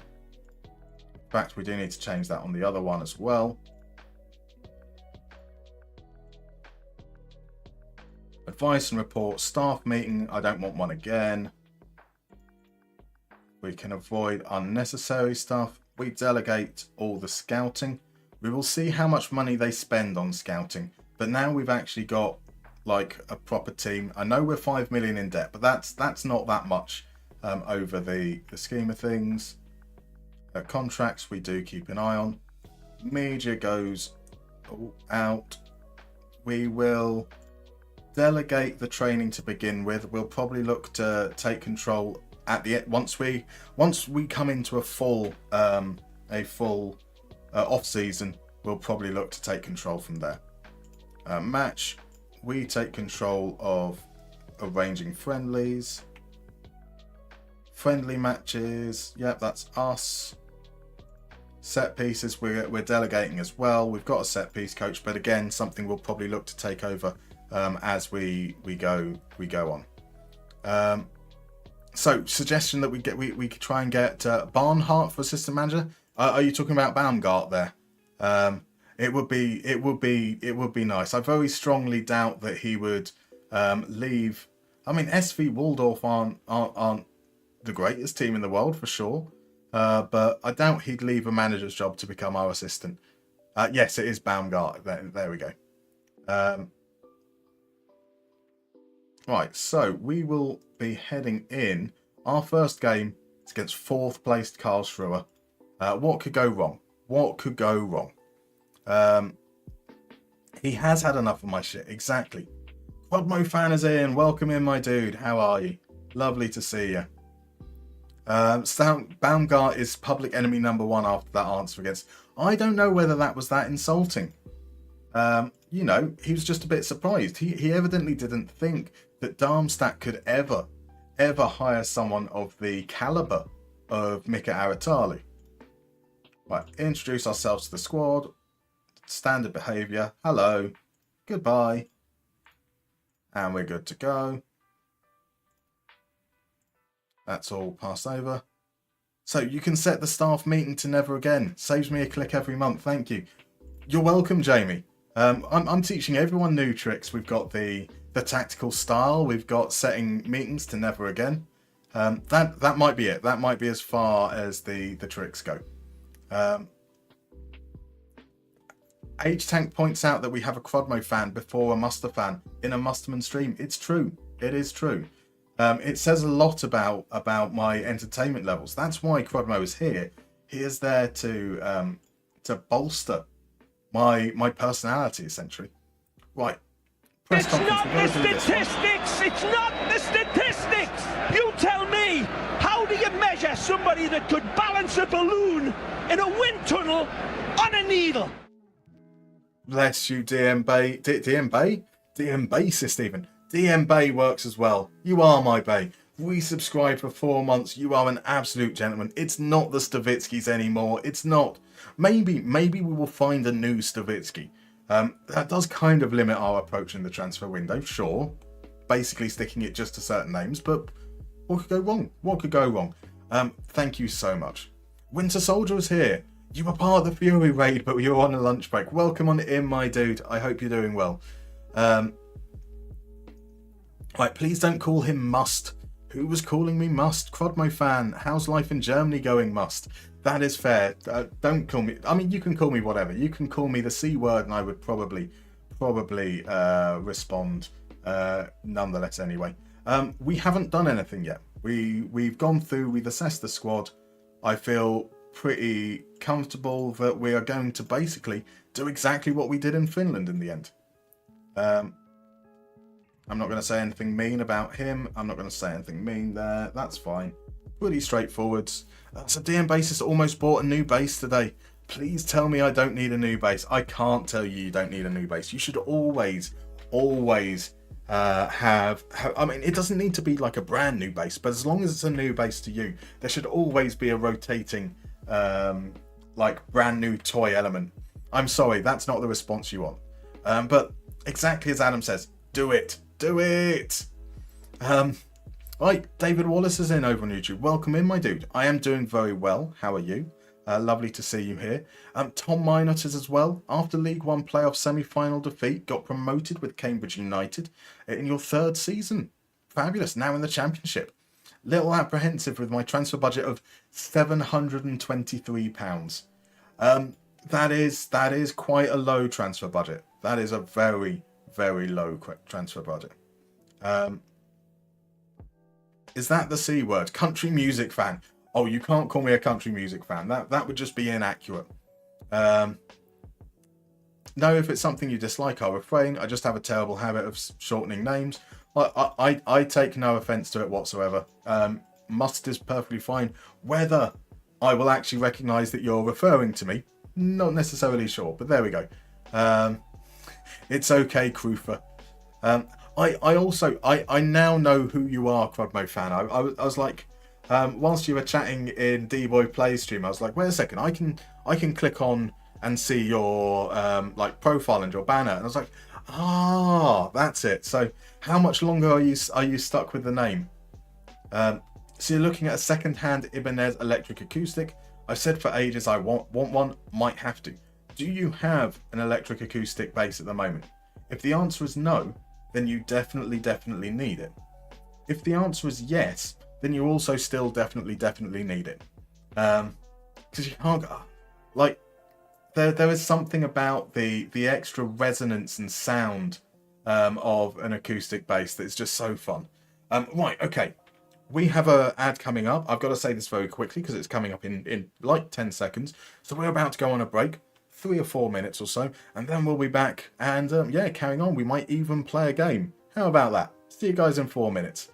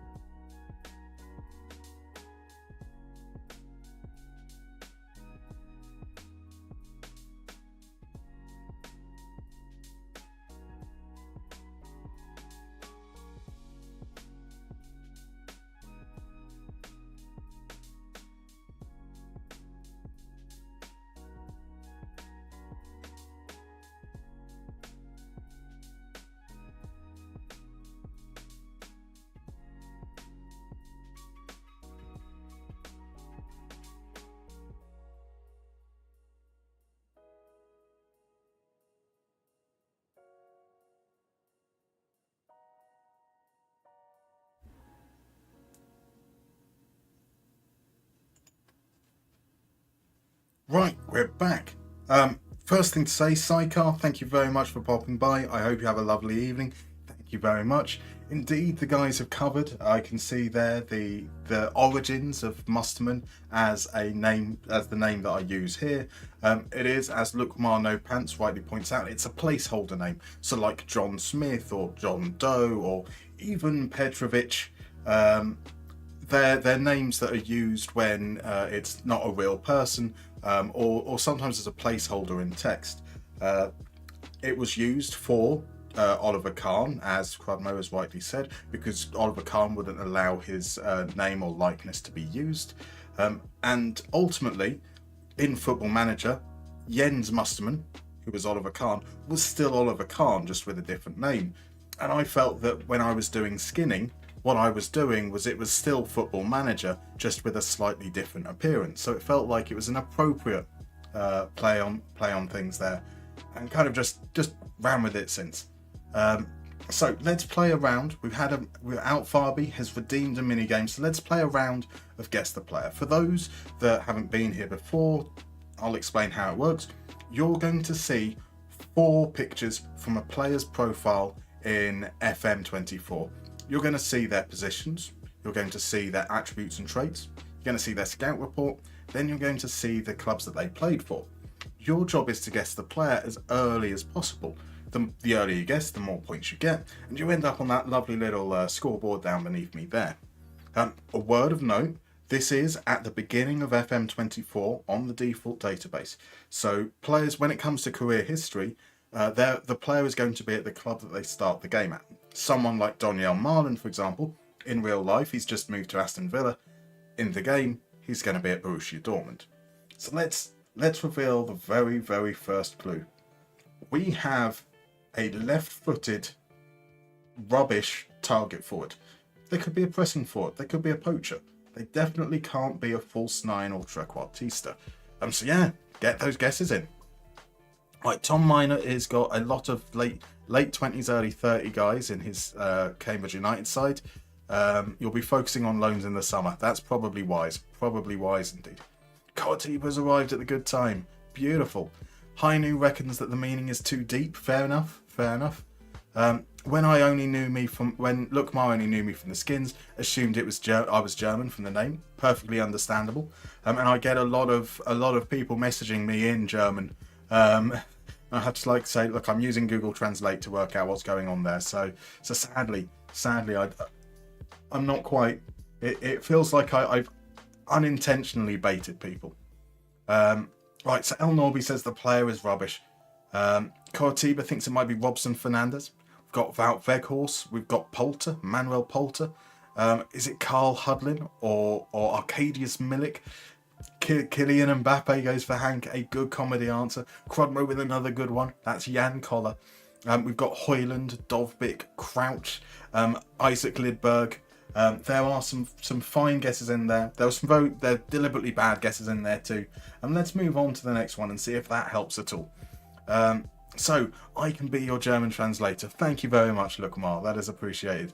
I will go back through all the old messages as well, and I can finally reply to people after like 3 years. So Tom Miner has gone. Then it might be Joseph. It isn't. Jesus Christ, says Adam.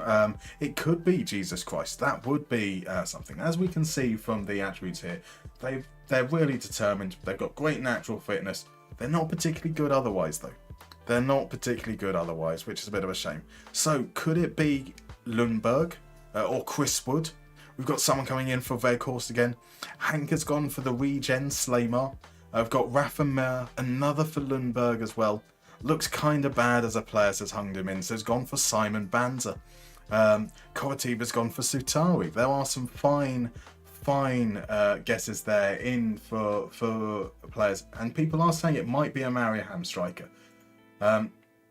Well, currently they're they start the game at least as an exciting young prospect who's only Ikonen standard. That's the 3rd division of Finland, and they're at IFK Mariaham. It is of course Haaland in the box. In fact, oh no, I've removed the soundbar board thing. Let me do this quickly. Let me do this really, really quickly. Where is it? Where is it? There we go. He's the man in the box.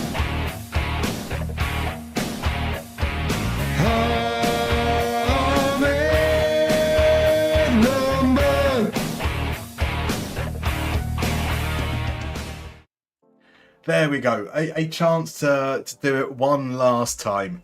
One last time. It is, of course, Arvid Lundberg. Well done. Well done. Who was it who got there first? It was Red App. Good thinking. I like that you got that one first. You are now my favourite, without doubt. Without doubt whatsoever. Marvellous stuff. We had to, you know, it all came a bit too quickly on Monday the way we left. So we had to find a way to work in some references. And yes, it should have been Haaland in the mud. I do apologise. It's canon now. Well, it's not canon because I put Haaland in the box, which is even more confusing. It's definitely not that. Definitely not that at all. So Lundberg it is. It is indeed. Closest we've got to Ladislav Almasi. It may be coming one day. You never know. Adam says I'm not meant to pick your favourites out loud. Might hurt Crudmod's feelings. I get that it probably hurt a lot of feelings. But you know, I feel so attached to Arvid Lundberg that the person that recognises him first is going to have to have a special place in my heart. Just the way it is. Just the way it is. I'm sorry. I'm very sorry to all you guys. Hopefully we'll get to see a little bit of maybe some Fortuna, maybe some Savitsky down the line, and those rankings can change. DM Basis is gutted. Johnny Trotter is sad. Crudmo is in denial. I've upset a lot of people. I'm sorry. I am very, very sorry. So I assume this means Lundberg was the official player of the club. He certainly is, as far as I'm concerned. Lundberg is IFK Mariehamn. IFK Mariehamn are Lundberg. Actually, that's not true. It was that guy we saw on Monday, wasn't it? The guy that's left, Viklov. Viklov, who must clearly be related to the man that sponsors the stadium. He is probably IFK Mariehamn, to be fair. Right, our first game, we finally made it there, and we're up against a very good team. A very good team. Our midfield, that's going to be, was it Melem? And we're probably going with Fröder over Muller. Muller's in better health. I'm swapping the strikers round. I'm swapping the strikers round.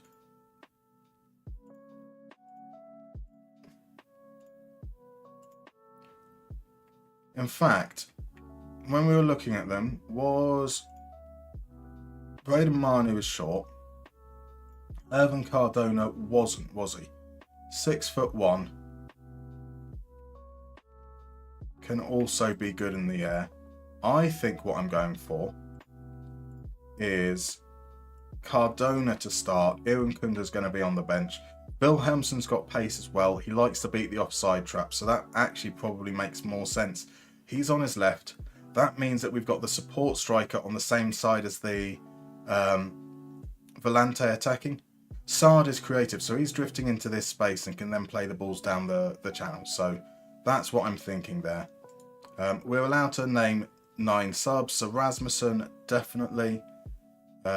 We were looking at Hein, Kubler, Hain, Fröder, Nürnberger. Then we've got 3 players potentially further forwards. They would be Ito, Shabani. Maybe Shabani doesn't make the bench. We'll go with 2 strikers. We'll go with Irankunda and Torsiello or Manu. Let's go with Manu. And that can be our first ever team, potentially. So first game, says Carden. What did I miss in the first 2 hours? We were going through and we were trying to assess the squad, seeing what would suit what we've got. A lot of analysis going on. D08 Bal says, I signed Oscar Willemsson for Darmstadt on my Andorra save. He's been superb for me. That's good to hear. He's not been great under the previous manager. A 1 in 3 goal rate, scoring under his XG.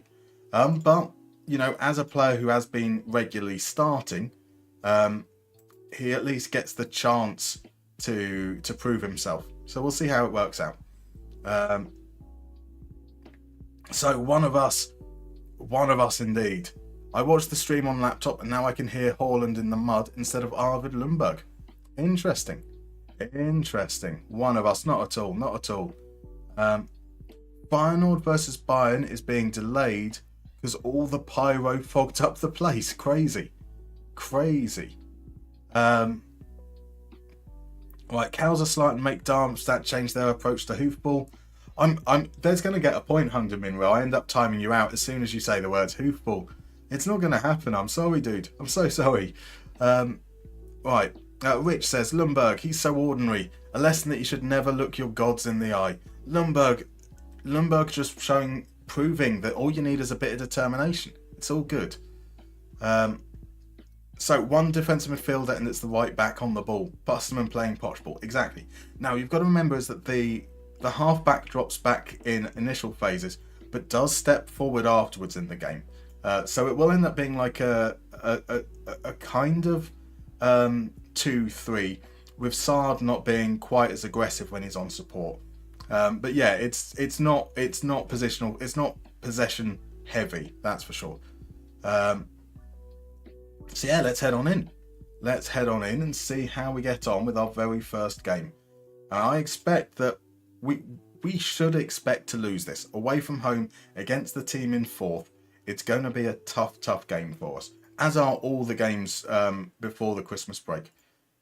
So I have faith in you guys. I believe you can do it. I don't believe they can do it.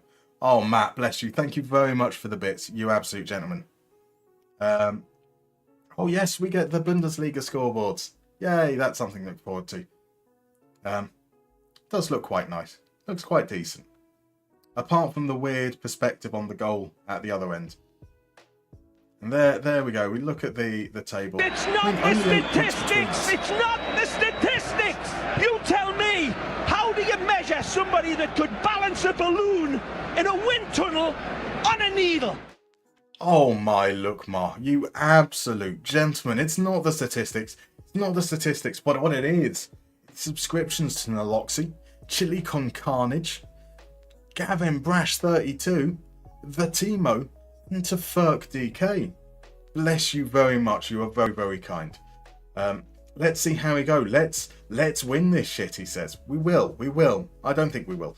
Here comes Kaiserslautern. Plays Opoku in. Opoku forces a good save from Schmidt. It's offside anyway. We're all right.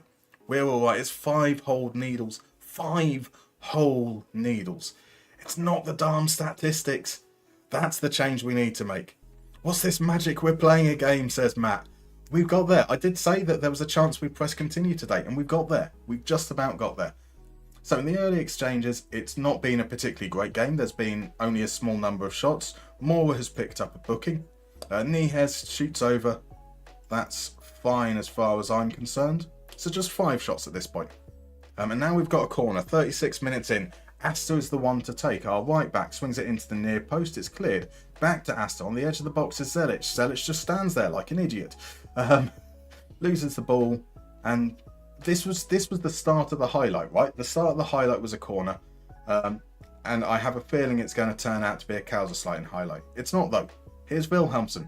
Mora is in. Can he send to Mora? Mora shoots straight at the keeper. Esteval makes the save. It's behind for another corner.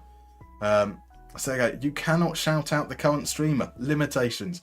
That would have been an interesting try. I bless you. So Jack over on YouTube asks, what's your favourite role? It's not the statistics! You tell me! How do you measure somebody that could balance a balloon in a wind tunnel on a needle? Bless you. Bless you so much, Ladislav Almasi fan. Giving a gift to the completely and utterly definitely not you, Tyreek George fan. You are an absolute gentleman. Back to the question from Jack on YouTube. So, what is your favourite role? What are your favourite roles, Jack? Jack picks the Ungonch, which is certainly a very, very interesting choice. What is it you like about the Ungonch? Choo choo, get on the hype train. Indeed. I still don't understand what hype trains are. I've got to be happy with that. It's been a really bad game in the rain in November, and we're not losing right now. In fact, we've arguably been a little bit more advanced than they have. Our defensive line is a little bit higher. Our most forward player is as well. We've not got much of the ball. We can see that they're building up on the right. It's not that different, 52 to 48. Yeah, I'm pretty content that we're doing kind of what we need to do in the opening stages of our first game. We're probably not going to push it any further. Muller's booking means that he can come off though, and that's going to bring Lucas Fröder on. Do we bring off more? We've put more on ease off tackles, so maybe we should be absolutely fine with that. Yeah, well, I think we'll be all right with that. So the hype train is when the train conductor has ADHD. It's not the statistics. It's not the statistics. You tell me, how do you measure somebody that could balance a balloon in a wind tunnel on a needle? Adam, you absolute gentleman. That is a subscription to Bremser 300311. It's another one, and it's from Adam. Absolute gentleman that he is. What a gentleman. So Sebastian has replied about favourite role. He likes a fullback on attack. A fine choice. I do like how they stay deep initially and then get forwards. So I think that's a pretty fair choice. You like it with the stay wider PI, and they'll hold width enough if the lone wide player too. Indeed. I agree with you. It is a fine role suggestion. Right, from the kickoff, it does look like there is going to be a highlight of some sort. What do we have here? Sard plays it into Wilhelmsen. Fröder. Sard has some space on the left. What's he going to do here? He's going to play it back inside. Wilhelmsen, can he turn? He can. Wilhelmsen gets us a goal, and that means something to cringe about, like this. The team will love the goals we drop to be part of the wave. Darmstadt winning under Mika Aritalo. Boom, 1-0. Straight from kickoff. 46th minute. Beautiful, beautiful stuff. Right. Another chance here from a free kick. It's Sard into the wall. Out for a corner. Crudmo says, what the F is this S? Indeed, don't you love it? That's just a small clip. We've got an even longer version of that if you want. We've got an even longer version of that. Oh, Crudmo fan, bless you for the bits as we make it 2-0 and we can go for something else. Stand, scoring like no tomorrow. Stand, the goals are here. Boom. Wilhelmsen proving, just as you said, you signed him, he was really good for you.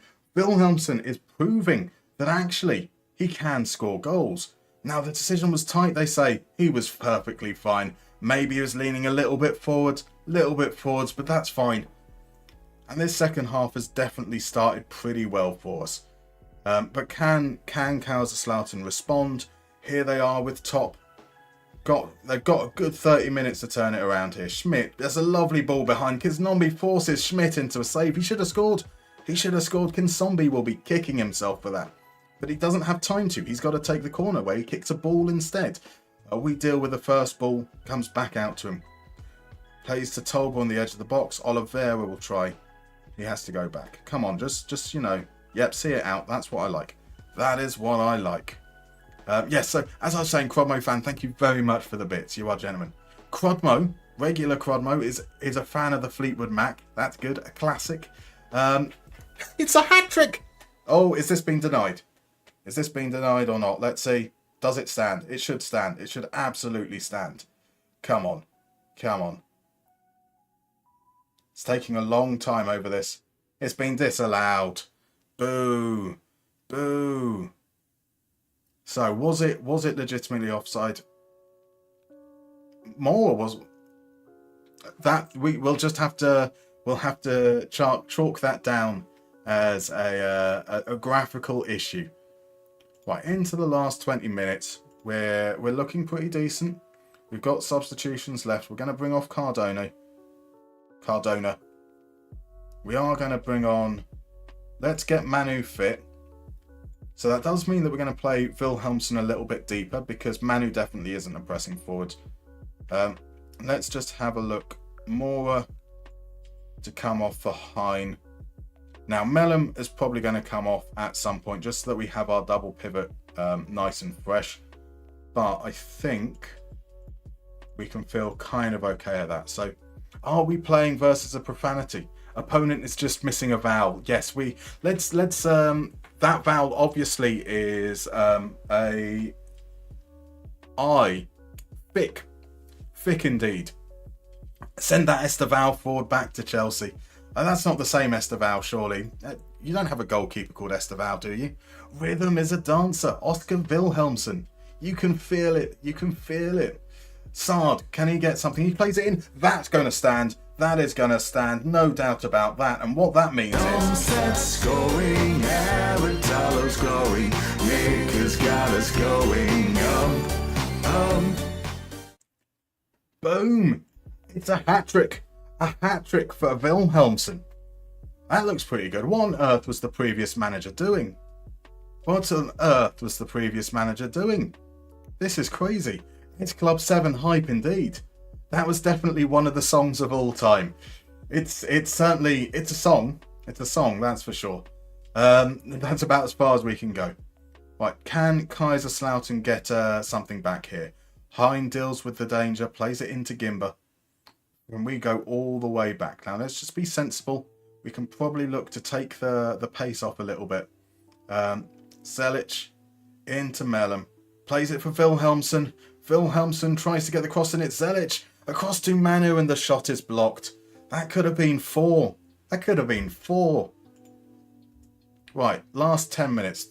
Seem to have a highlight stand starting, but that's all right. We're going to bring on Ito and Nürnberger. They're both very tired, so we're just looking to kill things into the last few moments. We don't need to counter anymore. We want to be cool. We want to keep control of the ball, not worry too much. Asta wins the ball back, but we are pinned in our own half. Not for long though. Zelic moves it forwards to Wilhelmsen, takes it on the turn and feeds Manu. Manu now drifting out into the right. Can he get the cross in? He can, and Wilhelmsen. Oh, you would have put money on him scoring that after the rest of the game. What does it say about you, Adam, that S Club 7 was the only one you recognised straight away? It says more about my singing that you weren't able to recognise the others, I think, to be fair. We want Iran Kunda. Oh, wait. We don't, do we? We clearly don't. Danger dances from Matt. Beautiful stuff. That'd work with Barracuda again. Arguably, it'd work even better, potentially. So since we're in Germany now, there should be some industrial-inspired songs. No? So look, Mar, I had... oh, my word. Right, let's go for... oh, is it offside? Is it offside? Or is this one going to stand? That one stands. Darmstadt addicted to the shindig. Darmstadt, you know we're gonna win big. Darmstadt, a love for innovation. Darmstadt scores to start the celebration. The team will love the goals we drop to be part of the wave. Darmstadt winning under Mikel Aritalo. Damn right. There are longer versions of all of them. So between Monday evening, where we took the job, I streamed last night, and we've got the stream tonight. So it's just some very, very quick things that didn't require much thought. I know that the word stop sounds kinda like start, so we can kind of work with that.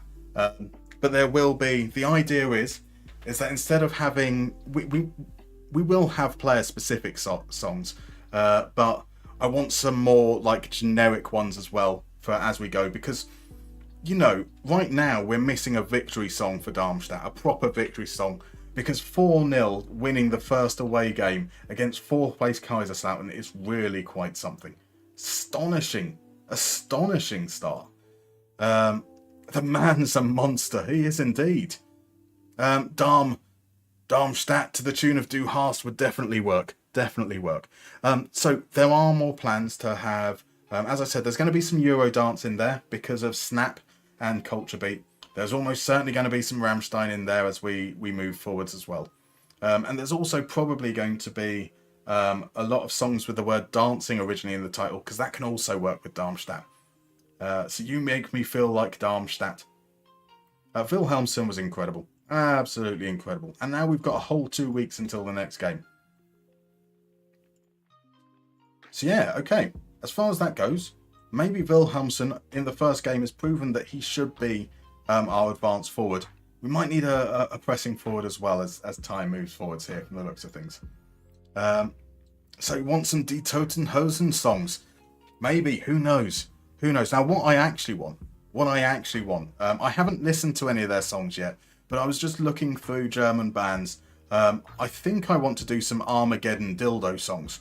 I don't know anything about Armageddon Dildo, but they're called Armageddon Dildo. But, you know, like, what on earth can we do there? To be fair, I'm a better singer than Kiedis. To be fair, I mean, that was my Anthony Kiedis impression. How on earth can you get past the cringe without trying to pretend to be Anthony Kiedis? I had to stop myself from saying California every 3 seconds. We're going to avoid relegation. We are going to avoid relegation. Jack swears to God he heard a penetration in there. There wasn't a penetration. There was an innovation and a celebration. But there is penetration in the original song for sure. So did you think you can use all of the goal musics for Darmstadt during the first match? No, I didn't. That said, there are 2 more. There was another short version of S Club 7 from a different section of the song, and a long version, which is both those bits put together. We've still got some more that we can use. So I don't want to get ahead of myself here, but I'd say that you're definitely going to win every single game for the rest of the season, and that if you don't, you're an absolute failure. That's fair. That's fair. Wilhelmsen is better than Isaac. I think that's a perfectly reasonable thing to say as well. The true heir to Ibrahimovic. Maybe. So, T-Joy Jutaya. T-Detula. It's not the statistics! It's not the statistics! You tell me, how do you measure somebody that could balance a balloon in a wind tunnel on a needle? Bless you, Adam, with another gift subscription, this time to Produced by Gaz. He's mainly because he wants more S Club 7. More S Club 7. It is from the same song, but as a longer version with it split up in second. You're going to love it. Definitely not really cringeworthy. So yeah, that name, I do apologise, T-Det, over on YouTube. I can't read your name. You asked whether I will bless you with a Man United 2-episode Moneyball clinic before FM25. I can probably say, as close to categorically, no, I'm afraid. I don't know what the release date for FM25 is going to be, but I expect we are going to get an update maybe in the next week or so.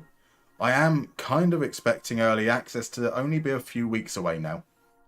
So I do have a feeling that in terms of FM24 content, there's not going to be that many videos between now and then. And I've currently already got the next few videos planned out. So it's not categorically no, but it doesn't look very likely, I'll be honest. FMGNG has gone for Darmstadt on the ceiling. That would work lovely. That would look like lovely. That yes. Definitely a fan of that. Our Feyenoord are winning, are they? Santiago Jimenez, your beauty. Colour Haze are a great German band. I will look into them as well. Luca says, just had some tweaks and was thinking of playing a DM on defend on the side of my complete wingback on attack to offer him cover. What stats do you think I should look for in that DM? Look, Luca, as polite as I can be, I seem to be saying this quite a lot at the moment. Everything is holistic. That's what I speak about in the Moneyball Clinic videos. What your approach is going to be as part in relation to every other player on the pitch. If you've got someone who's able to cover in terms of, like, maybe they're really good in the air, that becomes less of a priority in certain other positions. Without knowing the full tactic, without seeing it all, without knowing the rest of the players in your squad, there aren't there's not just a cover all answer. What you want for a defensive midfielder on defend in your current 4-2-3-1 might be different from what you'd want from a defensive midfielder on defend in another 4-2-3-1. So it's really, really difficult to say explicitly. You've already spoken earlier that you recognise some statistics that you'd like to use when you're talking about the ball-winning midfielder. And it's obvious that you're able to make that assessment yourself. Trust yourself. Trust your instinct.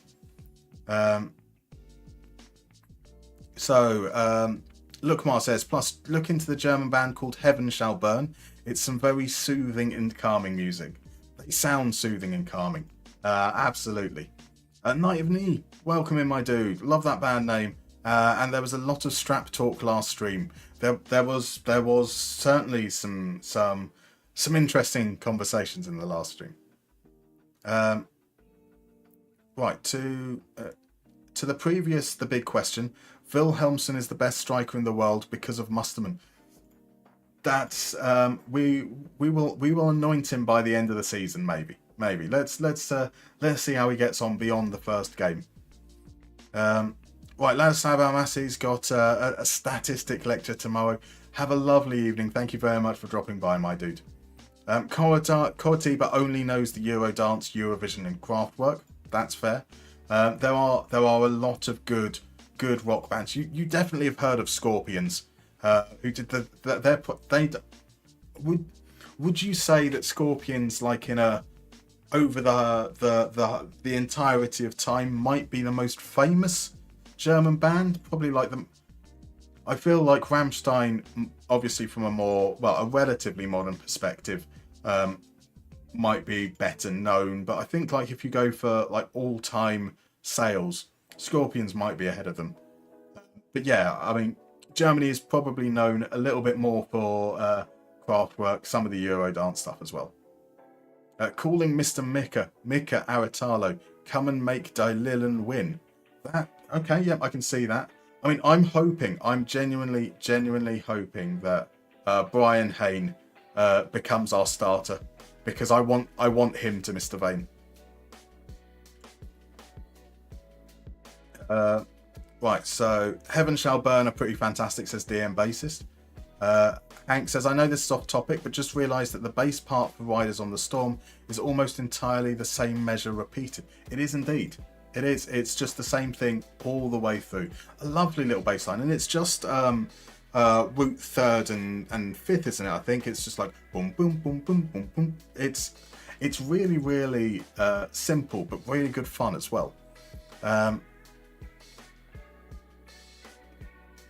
You don't know how to feel about it. It shows that you can keep things simple and it works. That's my opinion anyway. Look, Mar says, by the way, I recently found out where your Jesus has risen at the far post is from. Gave me a good chuckle once again. Beautiful. It's a classic. A classic. Muster, what is the website Dill uses for live match stats? I don't know, Yeet. Dill is going to be on, I think probably around now, in fact. So he's going to be doing a watch along for the US men's national teams. So maybe after the stream, either I'll pop along myself anyway. Maybe, I'm not sure. Maybe if people want us to, we'll wait out. We'll see who's on and about. I do like Dill's watch alongs. I certainly would be happy to raid on over there. But it does very much depend on whether people would like us to head on to another FM creator doing FM stuff, or whether they'd want to head on over to the watch along. So maybe we can all find out together. So I think you could fit Darmstadt or a player to the tune of Winds of Change in some way, shape or form too. So DM Base, I was trying to think about doing that earlier.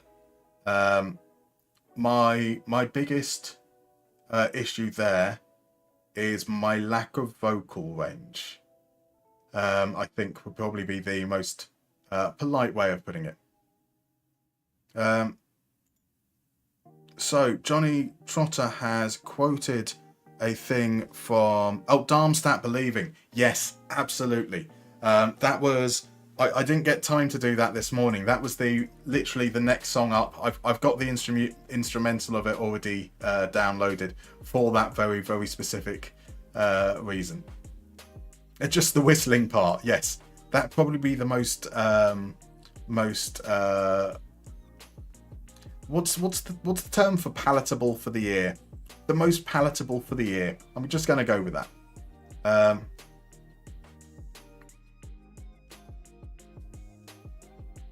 Right, so Hung Min says, "Holy Heaven Shall Burn's music slaps."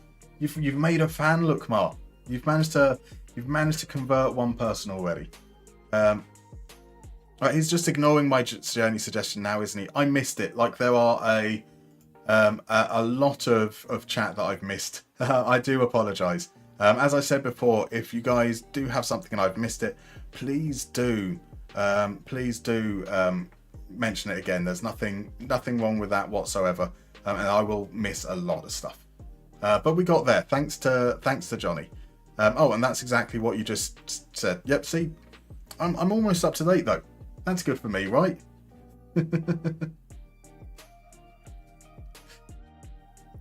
So Urban Cardona making appearances for Malta. Lucas Furter is out for a little bit, like a day, so he'll be fine for the next game. And then we've got Karl Schruer up next. I assume that they're still in third, especially if we beat Kaiserslautern. They are indeed. There's a bit of a gap between them and the top two. So let's see how we do. I imagine. Oh, what's happened there? There was a little news article about Akereke moving. This is going to happen a lot until I get over the fact that we've left. I'm going to constantly be checking out what's going on. He could be moving to Ekenas.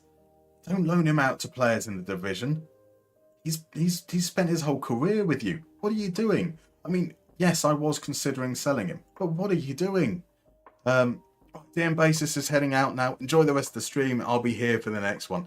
I hope that isn't a mic. You should definitely have a new base by the next stream. Have a lovely evening, my dude. Thank you for dropping by. Orally pleasing. Earable. I like both of those terms. So Quadmo Fan has just stumbled upon Tokyo Hotel. Indeed. They are... So I was looking at a site that listed German bands, and it's like Ranker or something like that. They had like Tokyo Hotel down in like the 70s. And I was like, but I've heard of them. There was like a whole load of acts before them that like absolutely no idea. Right, our left back is probably not going to be playing the next game. Yes, he should technically be back in time, but that's looks like Hein might get his chance, or Hein even. Let's see. We have Paris Saint-Germain versus Man City today. We do indeed. I am fully rooting for Man City because I think if Man City win, that guarantees Villa to be in the next round of the Champions League, which is cool. So we've got what's the stance on melodic death metal music? Sahung Damin's a fan. Crudmo's not necessarily a metal fan. Not a fan of the growling vocals. I think that can be fair. But then surely that's where the melodic part comes in. So the site Crudmo's looking at has them in third after Rammstein and Scorpions. See, that to me makes more sense. That definitely makes more sense to me. Hung Min's suggestion, there's a band I can recommend, Health. Search the band behind the official soundtrack of Max Payne 3. Interesting. My ears like rock music that slaps, but I prefer a band named Health best. Fair. That's why I turned on the laptop, but I stayed for Mustermann's proper football. There we go. Bless you. Definitely not proper football. It's something. It's chaos ball and it works just about all right. Right, Mora out, Hein in. Zelik is going to keep his place on the right there. Yeah, we're going to stick with Wilhelmsen as the advanced forward.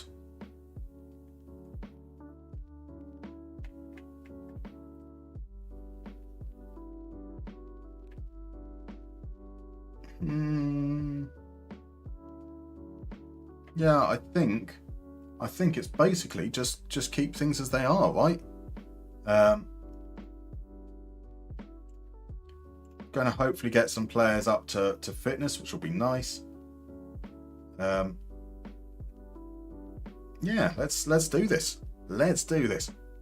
Quadmo's ears are fucked after too much drumming at the weekend. That will do it. That will do it for sure. Slight side note, but the Das Boot theme song is epic. I will take your word. I can't think of the Das Boot theme, to be honest. Another thing to check out. Here we go.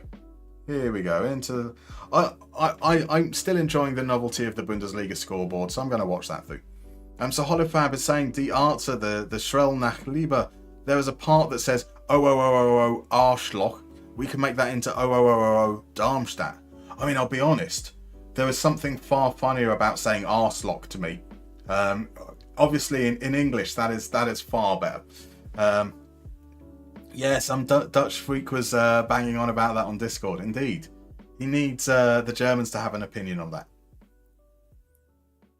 Right, so Quadmo fan, I need to stop looking for German bands, otherwise I'll forget about the stream and find myself down a serious rabbit hole of music.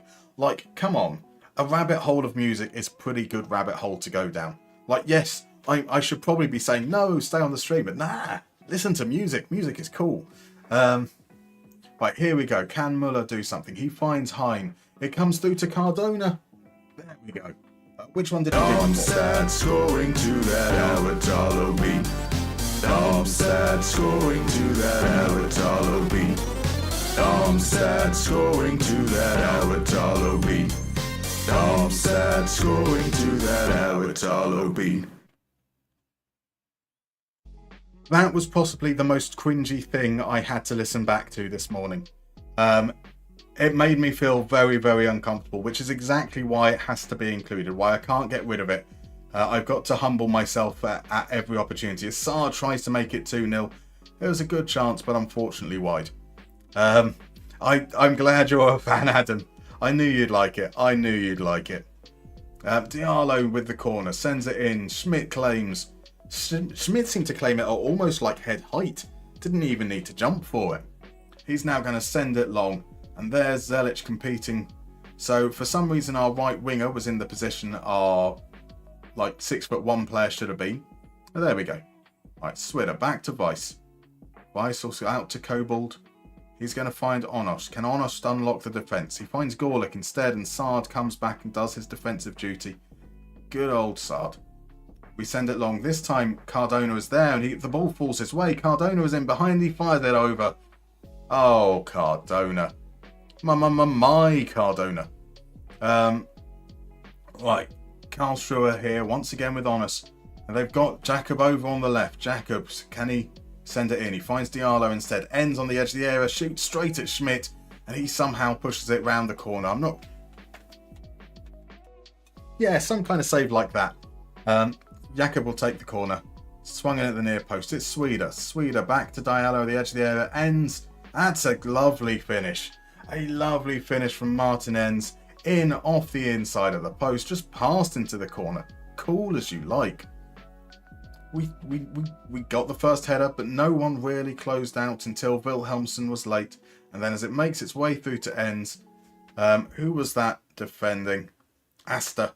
Asta got out a little bit late, moved beyond the ball though, and has nicely stroked into the far corner. Yeah, 35 minutes in now. Just going to try and G up the players a little bit. We'll see how we can go. And here's Gorlick now. Gorlick tackled by Muller, but it comes to Sweder, running at the defence. Sweder moves it over to Jakob. Jakob's created some space. That's an easy save from Schmidt. Not enough power behind the shot. That's the best for sure, reckons Hollyfab. Sheer genius. Boom, boom, boom, boom. Cardona's in the room. Crudmo saw a rabbit hole of music live at the Marquee in 1973, opening for Genesis. Solid joke. The Musterman Music Channel when, dear God, that definitely won't happen. Onos looking to punish us right before the half ends. It's Jakob. Jakob's in a good position. It takes a deflection off Muller. it does seem that we are coming down a little bit down to earth now. Karlsruhe probably deserve to be ahead. And there is still time for them to do so. We've got 1 minute left of the first half. As Camblin finds Gorlick, Asta steps in, chance for us to break. It's with Wilhelmsen. Wilhelmsen does that though, and that's the chance gone. Yeah, that was something. The balance of play, yeah, it's not been that uneven, but all the highlights have been for Karlsruhe, which seems weird considering the XG hasn't been that different. We can see they're holding the ball quite deep, but they're also a little bit more advanced than us. So we might want to just try and push ourselves forwards a little bit. We're doing well. Look, I've got to remember that we're a struggling team and we're up against the team in third. So saying some nice words will probably be wise. We'll say that they're doing well. We will look to up the tempo. Let's try and be a bit more urgent getting the ball forwards and see if we can take advantage of an unsettled defence. So is it too late for me to say that you don't need Tatsuya Ito? I'm very pleased that you're playing Andreas Müller. Never too late to say anything at all, Kvez. Welcome in, my dude. So Ito is probably going to be our third choice. He seems like a good backup to Sard. Andreas Müller probably has the starting spot at the moment over Fröder. So yeah, like he's definitely seems to be our best option as the more defensive midfielder. Right, here is Müller. He tries to feed Sard. Is that a penalty? It doesn't matter. It's through to Wilhelmsen. Oh, not another offside. The defenders are appealing. I wasn't paying enough attention to where he was when it was released, and it's okay. It's a goal. The team will love the goals we drop to be part of the wave. Darmstadt winning under Mika Aritalo. Boom. That's 2-1. How close was it? He's offside? Right. That just showed him to be like super offside, right? I'm not being crazy, am I? It's not changing the camera to the sideline one. I think we got away with one there. Right, oof, Kane missed a sitter. A 1 XG chance, you reckon? Oh, bless him. Is that Man United player Diallo? That's a fair question. I'd be very, very surprised if he's there. Sard tries to... He nutmegs Gorlick, but can't get the shot off. Gorlick recovers, but here's Hein. Hein crosses it into Cardona, and that is another offside check. That one was fine, surely. That was definitely fine. Goal review. It stands. Stand, scoring like no tomorrow. Stand, the goals are here. Beautiful stuff. It's now 3-1. This tight offside. We didn't get lucky on this one, did we? You know, he was clearly behind the ball. Absolutely fine. Some good clinical play there. Hein with the assist. Crudmo, promote yourself away. It's not like it's competing, is it? Like if I made you mod and then you used all your opportunities to promote yourself as a streamer, that would seem like a bit of a weird move. But no, promote away, my dude. Right, Mellon back to Buckman, all the way back to the keeper there. And so Gimba finds Müller. He can play it forwards to Wilhelmsen, and here's a chance with Sard down on the left. Instead of attacking the space, though, he goes back to Müller. He'll try and cross play. Here's Jets into Sweden, into Camblin. Camblin goes back again. Players need to be more aggressive attacking the flanks and dribbling with the ball, I reckon. There's a good block there by Gimba. Out for a throw-in. We're going to look to make a change in a moment. There we go. But which Diallo is it? It's Ousmane Diallo. Ousmane Diallo playing for Karlsruhe there.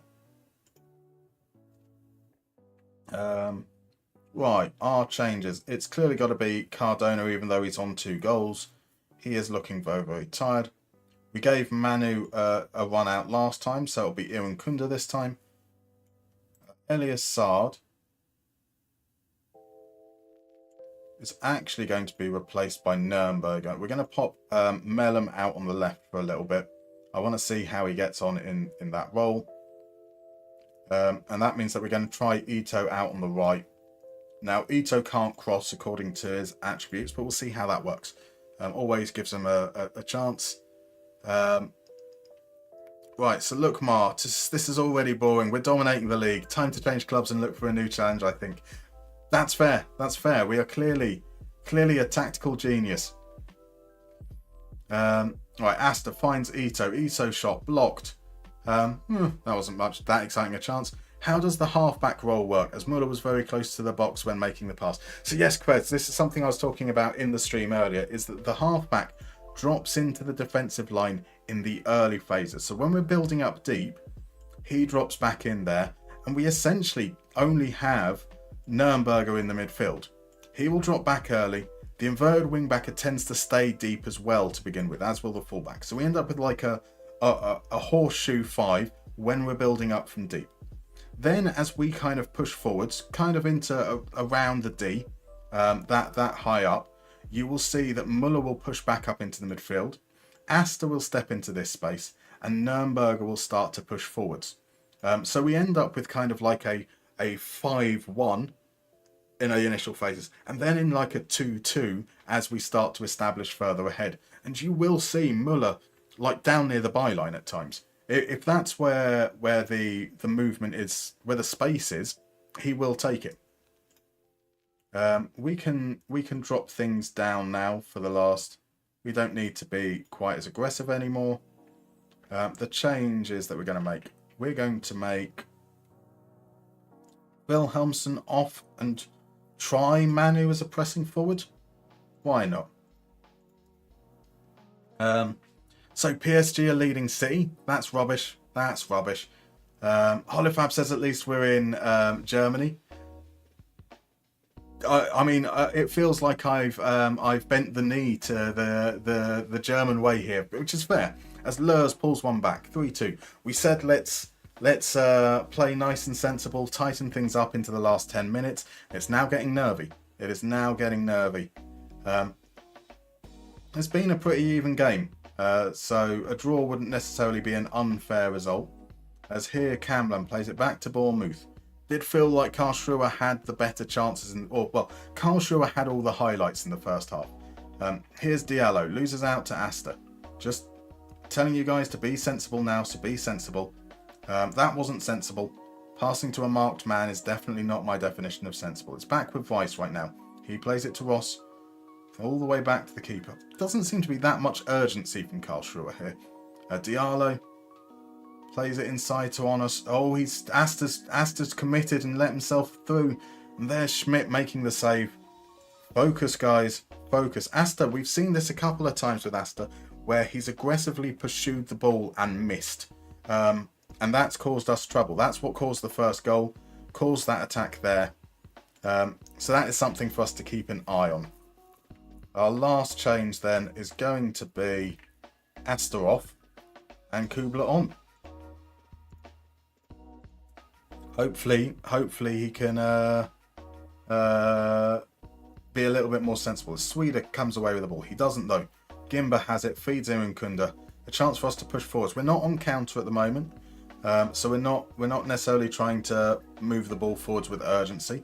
And now we've lost it. Here comes Pereira. He skips past one. Loses out though to Kobold into ends. This is really, really quite bad football from both teams, but also very nervy. Hein just runs at the man. Muller concedes the free kick. That's going to be a yellow card for sure, and it's worth it. It was worth it. It was careless play from Hein, and Muller took one for the team. But can they equalise from the corner? Bookman gets there first. It's a free kick. It's offside. That's okay. That's okay. So I think Mr. Musterman was talking about you, but I had to leave the room as my wife was screaming from upstairs. I'm always talking about you, Quadmate. I was saying to plug away. Please do plug away. We've done it. We have just about survived.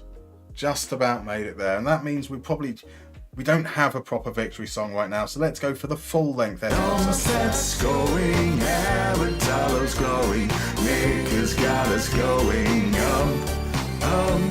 Darmstadt's going, Aradalo's going, watching all the players taking you to places that we never been before. They now Darmstadt scoring to that Awatalo beat. Darmstadt scoring to that Awatalo beat.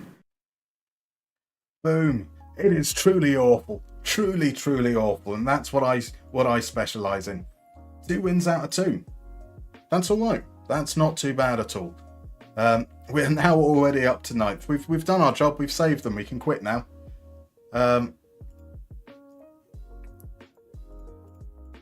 Yeah, we can be pretty happy there. Pexvola won to Cardona. He has just scored 2 goals, so now he's not necessarily high on my list for someone to sell. But what's he earning, Cardona? Cardona's on 17 grand a week. Compare him to Iran Kundu on 24, Manu on 10 grand. I mean, he might find himself a casualty of our wage situation, to be completely frank. But yeah, at the moment, I like Cardona. Oh God, right, okay, we've got a break coming up in literally like 10 seconds. Again, I've only just noticed, so not really much for a warning. I will see you guys in about 3 to 4 minutes. See you then.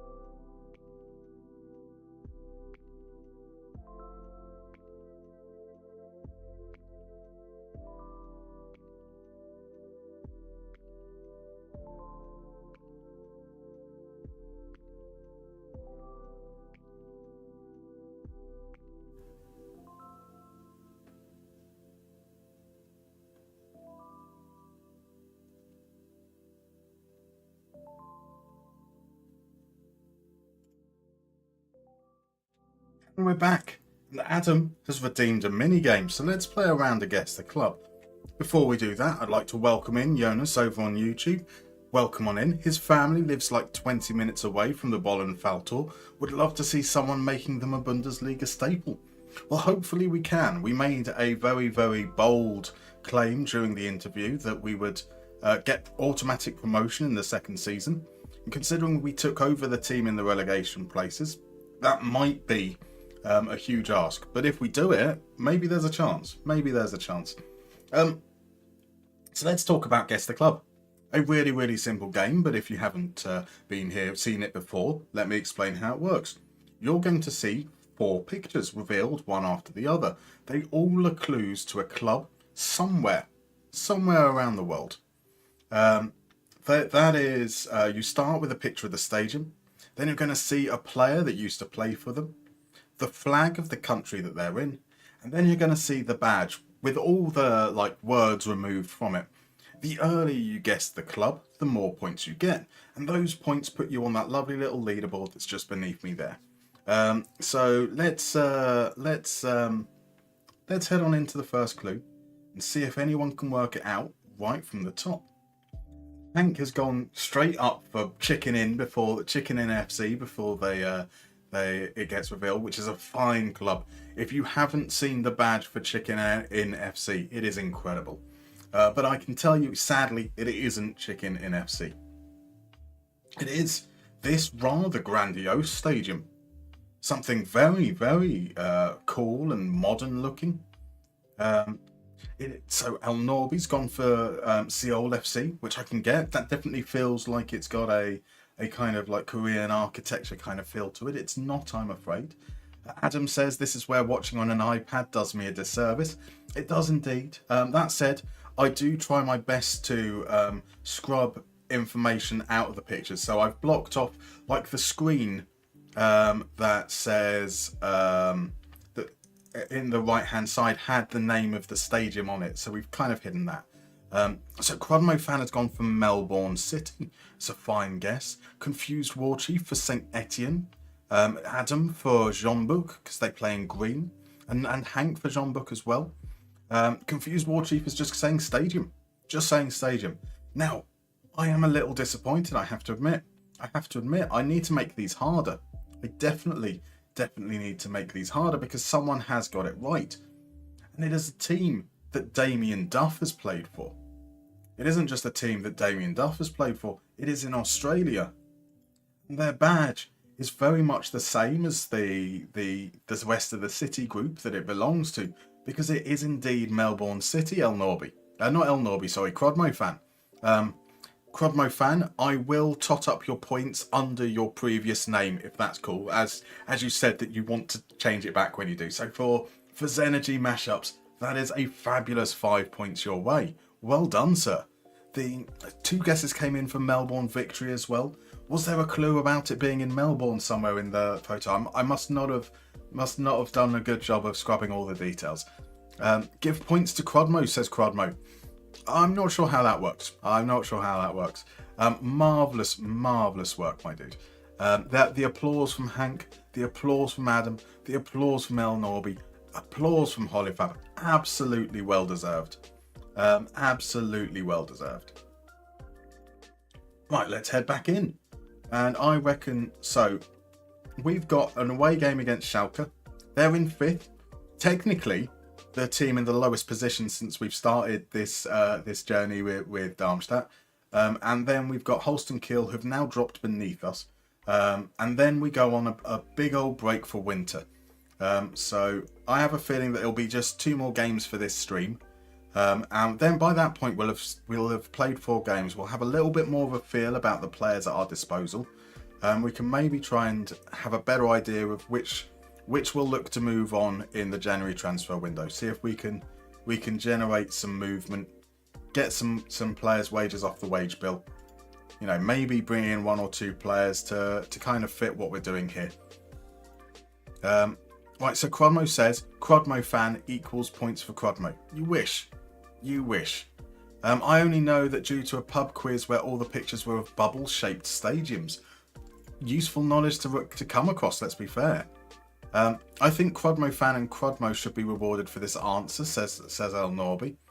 I think it is like Crudmo fan is merely that. It's just a fan of Crudmo. You know, if Crudmo fan wants to give up his points, he's more than welcome to.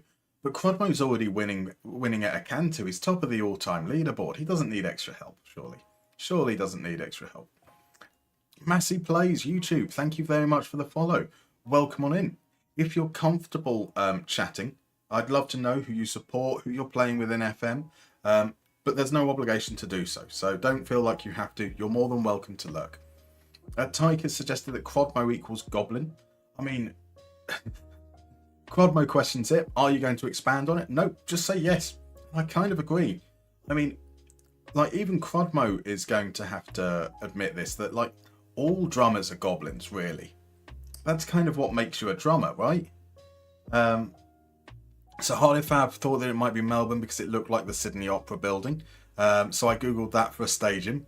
That makes sense. So is that what Melbourne Victory came up as? That did you go Sydney Opera Football Stadium? That's quite cool.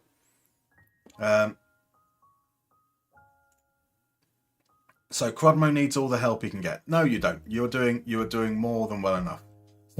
H-Tank says, I'm a drummer and I agree. Yeah, so Crudmo says that it seems to have taken a offence there. All drummers are goblins, says the bloody bassist. And I've not said that bassists are in any way better. We're not goblins. You have to be, as a drummer, you have to be a goblin, really. Because of the posture you need to take up to sit at the drum kit. Like, you know, you kind of eventually end up like hunching and just like moving your arms very, very quickly. Very goblin-like. Bassists look like they should be called Kenneth. Like, I would say specifically like Kenneth rather than Ken. Ken is far too cool a name by comparison. Bassists look like they should probably be in a coffin. They look dead and they look boring, and they are generally quite dead and boring. So, like, it's absolutely fine. As long as we all know our place, it's all good. Sal Norby says, fun fact, your assistant manager was Pal Dardai's assistant manager during his Hertha spell. Interesting. Well, I didn't even really, because we don't deal with the staff here, I don't really know much about. So I'm guessing not Arno Michaels. It'll be one of the other ones, which is going to be Admir Hamzagic. Yes, was indeed. They're at Hertha Berlin for best part of 12 years. And then arrived. So does that mean that we had Pal Dardai? No. So Pal Dardai was out of a job for a long period of time. Is then brought in by one of the other managers from the looks of things. Right. Cam Sparkley says, hi Muster, I love your strike recreation, but I was wondering, since it is a counter-attacking system, if there was a specific reason why you didn't put pass into space in the team instructions. Because it's not required. It's a counter-attacking system there. By asking them to counter, and the way that we look to get the progression, especially out from the right wing back, naturally creates those angles for the ball to the shadow striker. Whereas, generally speaking, if you add that, they're going to do that more often rather than trying to hit the long ball to the target forward or play it into feet to the attacking midfielder or the inverted winger in your Grifo type player. So yeah, it's just not necessary. Like H-Tank makes funny faces when they play the drums. Like, don't all musicians, to be fair. Your ex used to make fun of you. Massey is managing Viborg in the Danish Superliga. Interesting recruiting in real life. Bring in mostly foreign players. You're trying to continue that. And how are you getting on with it? How is the save going? Crodmo says, I will admit that my back is fucked after decades of hunching over my drums. See? Goblin. Bassists end up with stupid names like Flea.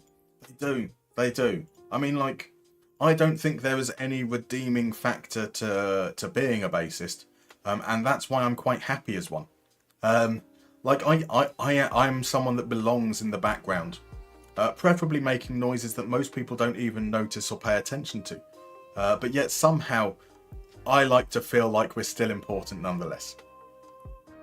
Night of Knee, as a lighting guy, I'm more biased to drummers than bassist. Drummers don't leave their spots, allowing for better lighting with less hassle.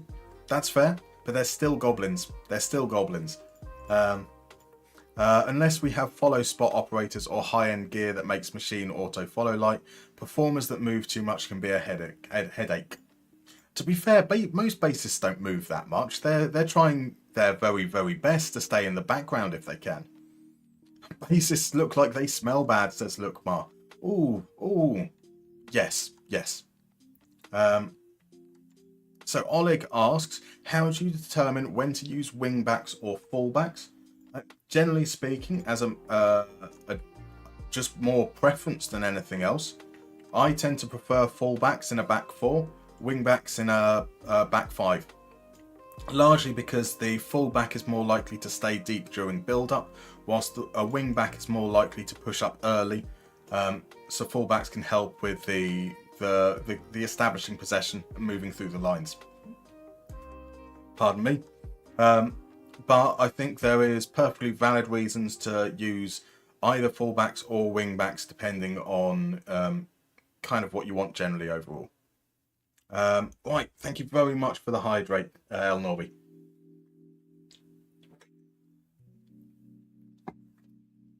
And here we go, a game against Schalke. Surely this is where it comes to an end. We must lose this one.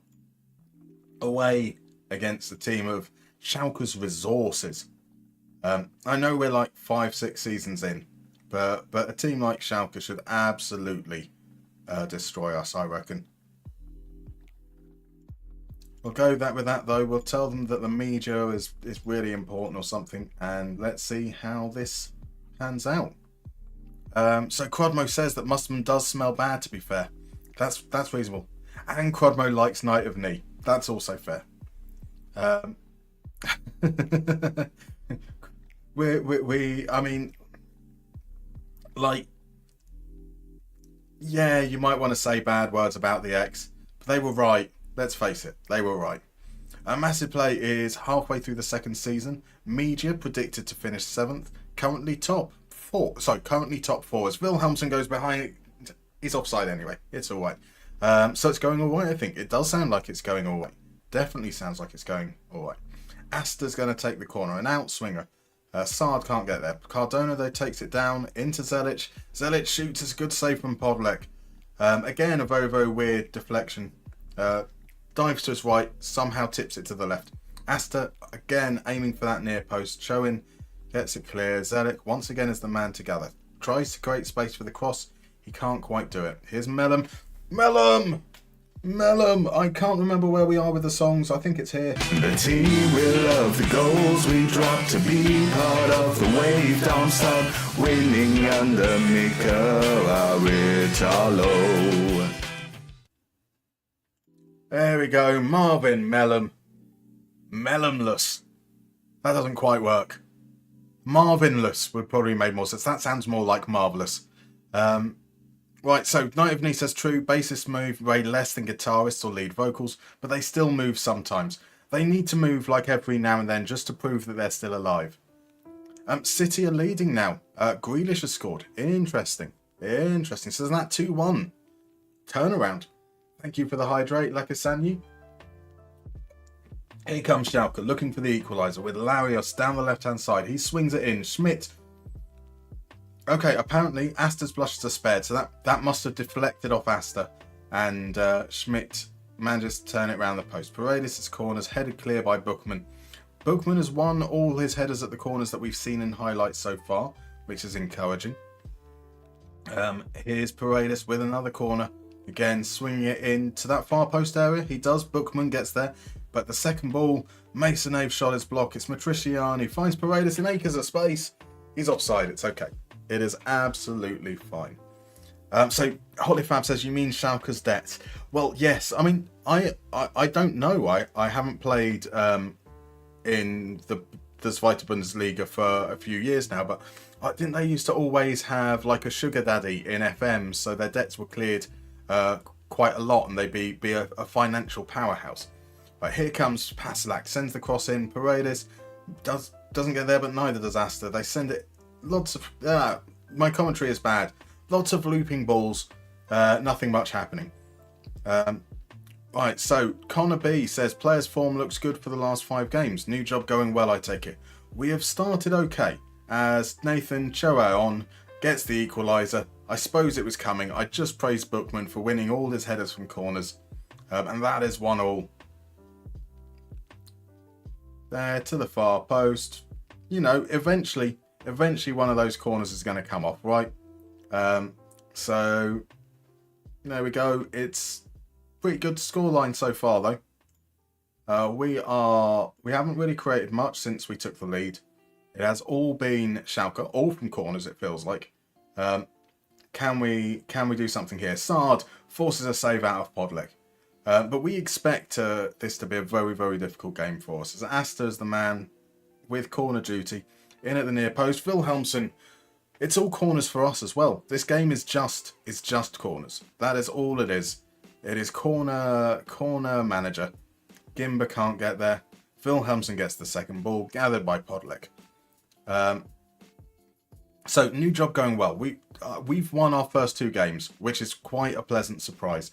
But we are all 4 of our opening games are against teams that were near the top end of the table. And now we're 2-1 down. It's all corners. It is all corners. And as we have given responsibility to our set piece coach, we can't take over that responsibility during the course of the game. So we're just going to have to sit here and watch. We can't do anything about it now, unfortunately. So there we go. So Night of Knee says it's also relative to the size of the venue too. I work on a small, medium-sized one. That's fair. Night of Knee says knee to Crudmo for Crudmo's kind words. I want to see much better. Gimba's yellow card. Wilhelmsen's on a yellow card as well. So yeah, set pieces. There is no way for me to take control, unfortunately. Can we sack him mid-game and then take over? So that means we need to do it on the pitch. We do that with a higher tempo. We will be making changes because of the yellow card. That's going to be Iran Kunda on. Gimba stays. We have to ask him to ease off tackles though.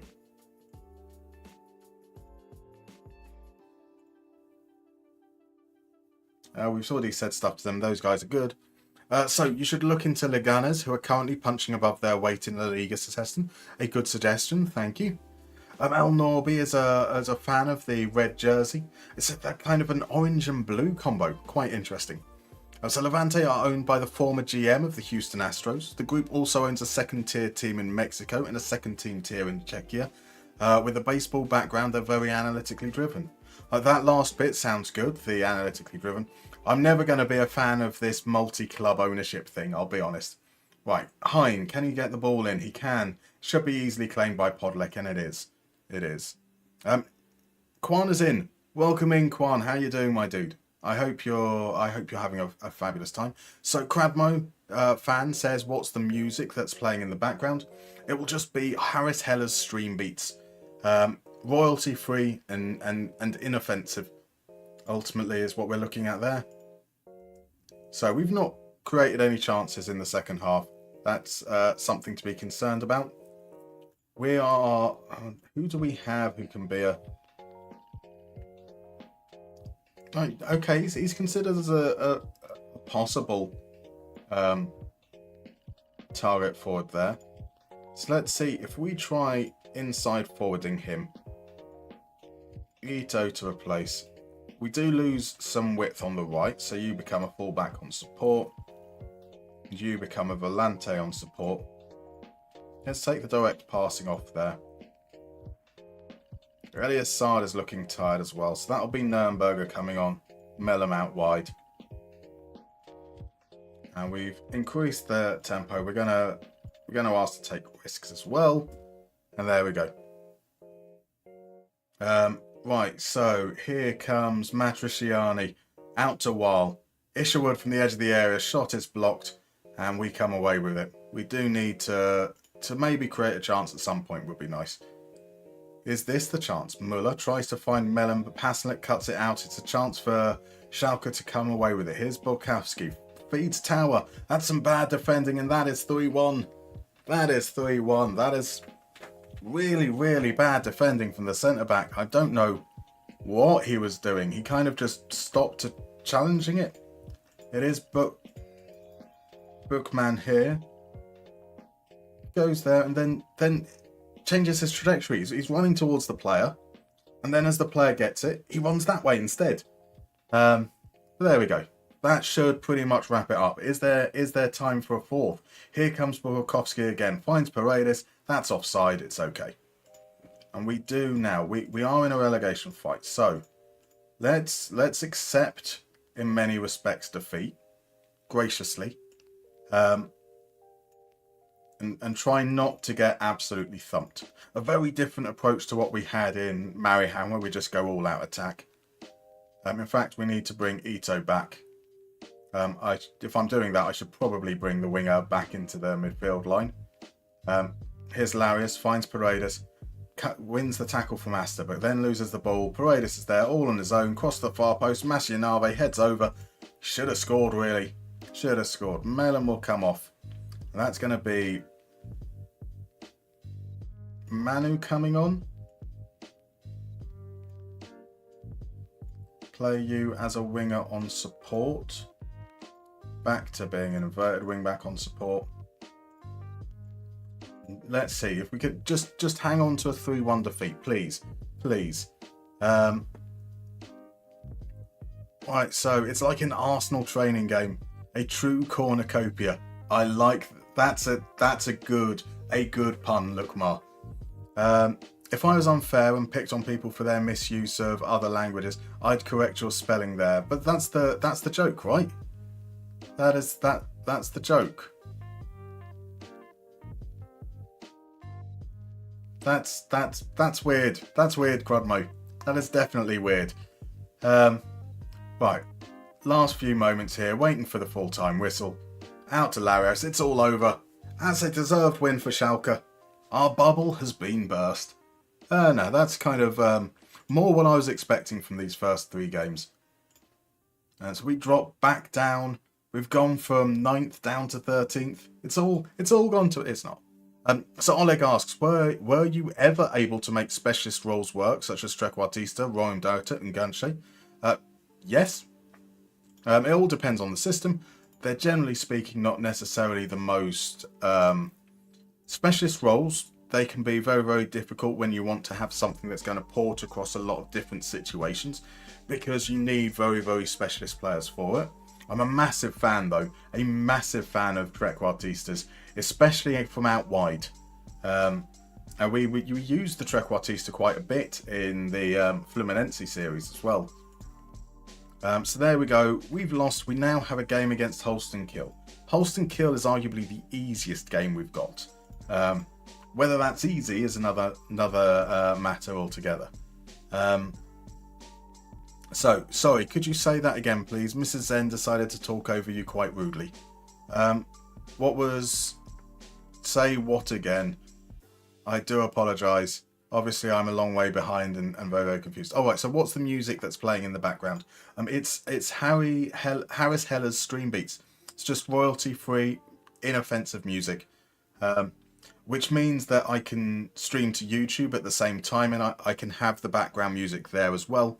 What other streamers tend to do is they isolate the tracks, so you have real music over on Twitch, and then no music whatsoever on YouTube. And that doesn't sit right with me. I personally believe that the experience should be as close to the same on both if we possibly can. So Football Manager streamed us in. Welcome in, my dude. I am doing very well. How are you? Right, so look, Mar. Sometimes I defend you. I thought Crudmo Fan wife name is Crudmo Fan. That would be starting to get Crudmo Fan Inception. Zero Chul says it's 2-2. I take it as it does El Norby. I was going to say I take it that's the PSG City game. There's the confirmation. Seems like quite a match. Quite a match indeed. I don't think Crudmo Fan's wife is a fan of Crudmo Fan. I would hope that Crudmo Fan's wife is a fan of Crudmo Fan. But she's a new fan of Crudmo. So you're going for new Crudmo Fan. Interesting. This seems Like, I think there's going to be some tension bubbling up if it carries on this way. So the easiest game, so we'll lose. Quite possibly, Hollyfab. Quadmo fan thinks it's quite chilled. I like it, thank you. Yeah, so I can't remember. So Harris Heller's stream beats, it's all royalty-free music. I generally would describe it all as chill, but it is broken down by different genres. And I've obviously tried to focus on kind of like the stuff that I would consider to be closest to like your chill hop and your trip hop kind of stuff. It's not quite what I would have gone for exactly in that regards, but yeah, meant to be just something nice and soothing. So who will set up the account for new Crodmo fan?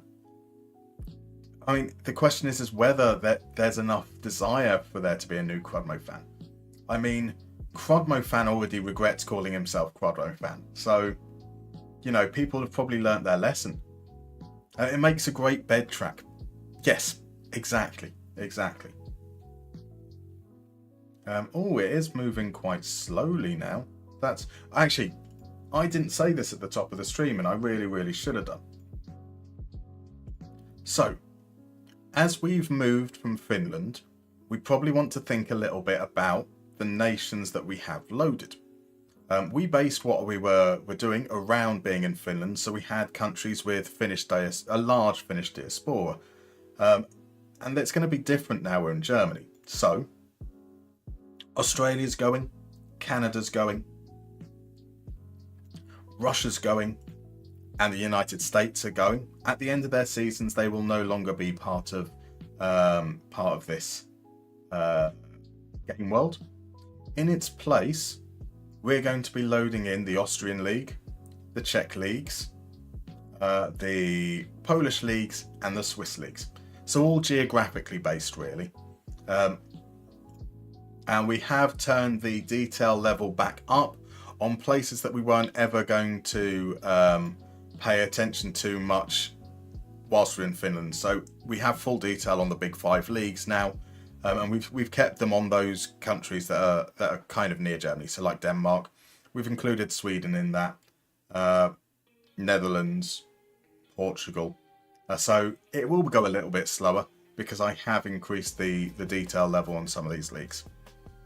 Crodmo says he doesn't regret it. It's enhanced his life in a number of ways. So Crodmo fan, has it?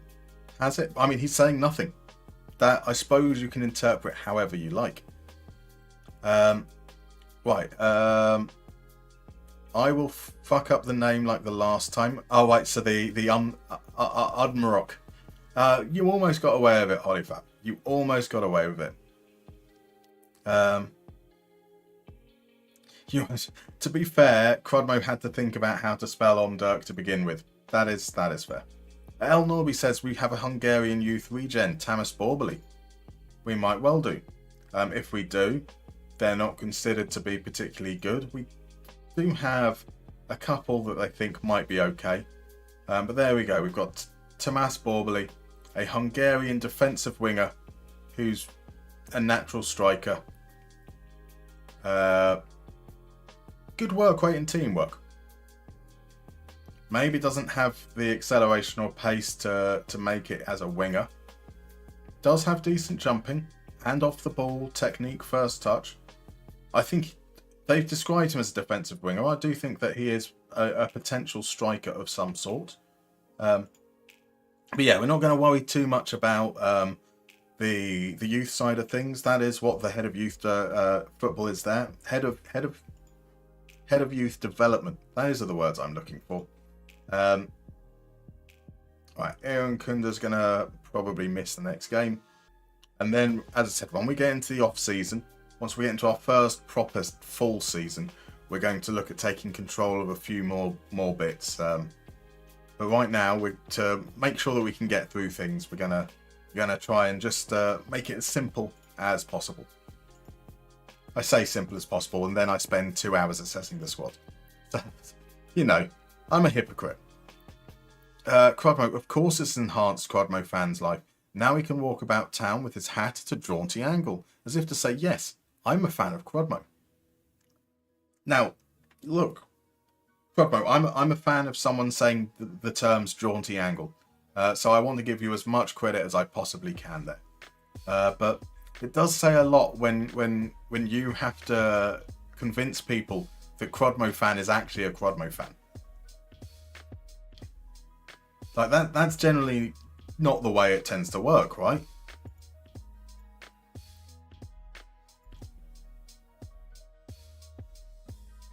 Right. So into the next game, Holston Kiel. This should surely be the best marker of where we're actually at. So, you know, maybe there was an element. We've had that new manager bounce in the first couple of games. That Schalke result is probably more fitting of what we expected coming into this job. Holston Kiel, in theory, are kind of around the same kind of standard as us, I would probably say. They'd had a good start to the season from a small moment there beneath us, and we're now pretty much next to one another in the table. Thank you very much, Quan. It's a home game for us. We've kind of seen a little bit from our players as well. Probably going to look at bringing Mora back into the starting lineup. He wasn't there for our second game because of the injury. We probably should have restored him for the last game because he'd been pretty solid. But we'll see. Thank you for showing Borbely. Usually the game spawns good Serbian regens with Hungarian names. Does it now? Interesting.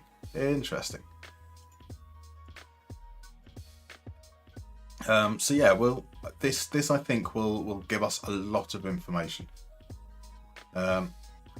Our assistant manager is feeling confident.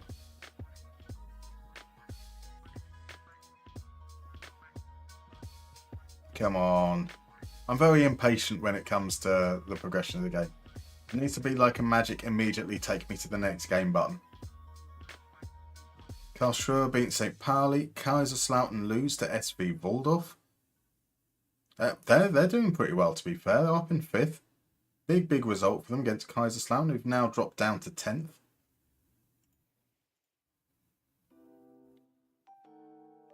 And Kaiserslautern started the game, started this evening in 4th.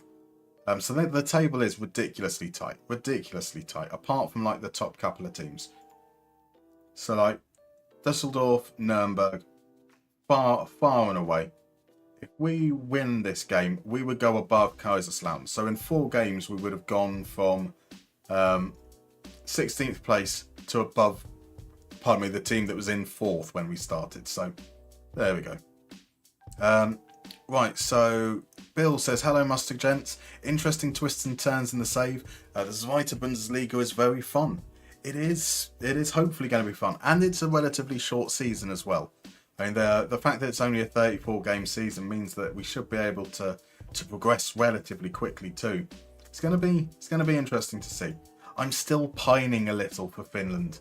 I'm not going to lie. As I was saying at the beginning of the stream, you know, how it developed on Monday was all a lot quicker than I expected, and so I didn't get to have like my proper mourning process. The real opportunity to say goodbye to my team. But now we're here. We're getting in the flow of things. We're gonna hopefully, I think in the words of DM Bassist, win the fucking league. So Dembele hit the woodwork. Has he now? Wait, you're impatient about progressing the game. You could, press continue more often. I could indeed. I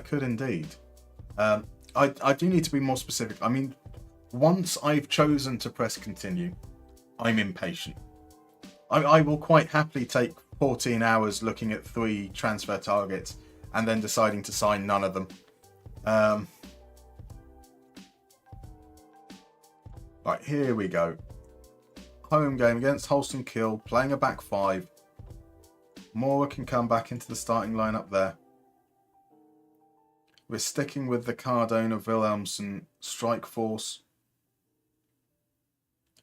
Muller's been okay, but he's ended up booked by a couple of times. We'll put Frodo in. Actually, Nürnberger was doing okay defensively. Tackles 1's pretty good. Possession 1 was good. I I really like the look of Nürnberger, so let's give him the start there. Nürnberger can play at left back, can't he? Interesting. That might be something that we end up considering as well. Here we go into the game against Holstein Kiel. Let's win this. Let's win this. Let's go Maria. Let's go Darmstadt. So it's interesting to hear some videos he said spends hours without clicking continue. Yeah, but I'm doing something, so I'm not impatient when I'm doing something. Does that make sense? No, it doesn't. It is hypocrisy. Hypocrisy at its finest. Right, I'm going to tell them that I expect them to perform. You know, I know that they've had a difficult time so far this season, but this is now the moment they need to kick on and prove that they are far better than they have at the beginning of the season. And that is going to start with us creating a chance from the kickoff. Or not. Or not. So we have an early highlight, 3 minutes in. Moore on the left, steves it back from a throw, spreads it across to Asta. Here's Mellum. Mellum's got space. Wide? Is that wide, that highlight? It said wide at the bottom, so yes. Just a little bit wide, unfortunately. Offside, Wilhelmsen. I think that's going to be a feature with the advance forward now. Can we create something here? Here's Zelic. Steals the ball off his man on the right. Sends a cross into the far post. Wilhelmsen can't get there, but Mora does. His shot is very, very tame. An easy save for Wiener. So chance quality isn't great. 0.15 XG from 3 shots. But we have possibly started this game better than we have any of the others. As here comes a highlight, hopefully again. Sard finds Mura on the left. He can send the cross into the far post. Wilhelmsen gets there with a header. That is over, unfortunately. Now that chance alone was essentially as much as the other ones combined before then. Mellum picks up a yellow card. We'll tell him to ease off tackles. Into the last 5 minutes, so let's demand more. 4 shots isn't really enough for us to feel confident that we're doing well. Sard makes it 5 shots. Unfortunately, it is denied. I don't know if that was the woodwork or the keeper. It was the woodwork. It was the woodwork. Holstein Kiel have just about had more possession than us. 51 to 49% in terms of the ball share. And they are very much stuck in their own half. They are playing that 3-man defensive line, so we perhaps need to be a little bit more dynamic in the way that we're trying to attack the space. Try and draw them out of position if we can.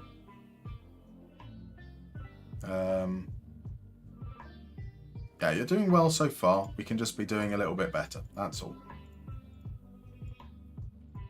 And for that, I think that what we're going to look to do... Cardona has pace. Wilhelmsen has pace. Looks like more of a dribbly boy to me as well. So we're going to bring Wilhelmsen back. We're going to go for that shadow striker type approach. We're going to move Cardona centrally. So we have now 2 players attacking from deep, running. Might hopefully mean that they've got 2 centre-backs who at times aren't really picking anyone up. Mellum, though, isn't going to be that player coming forwards because he's on a booking. That player is going to be Nürnberger. And that means Fröder is going to come on over into that spot. Yeah, I think we do that and we increase the tempo. Let's see how we get on with that. Right, so Feyenoord Bayern Munich is 2-0 now.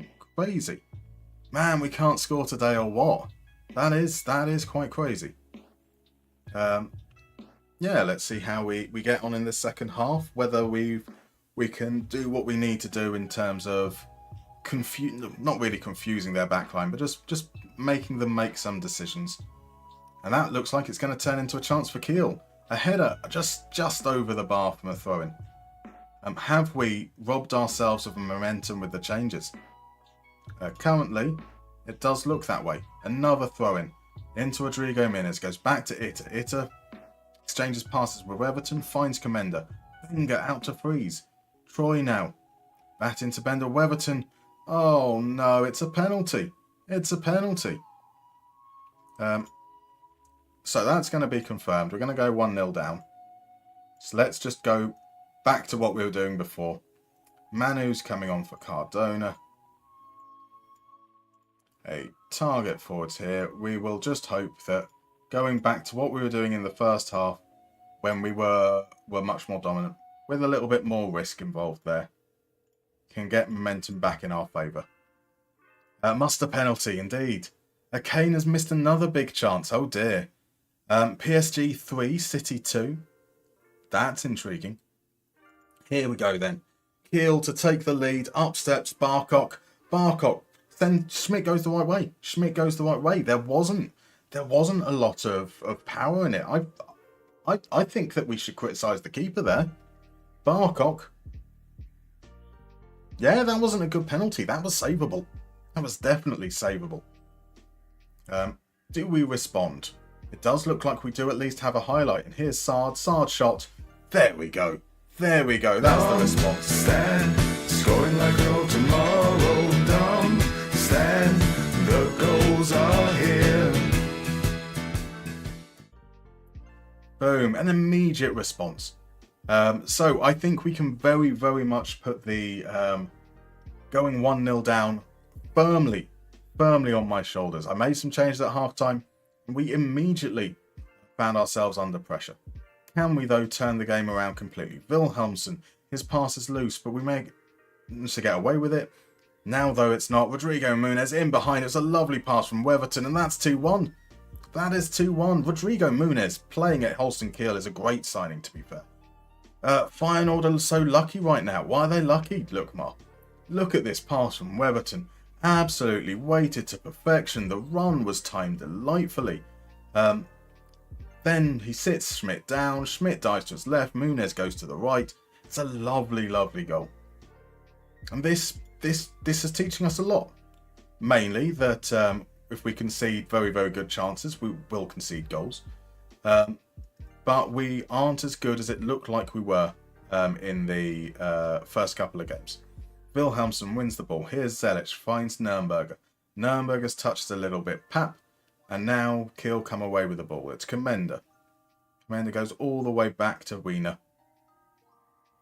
Right, Comenda out wide to Weishout.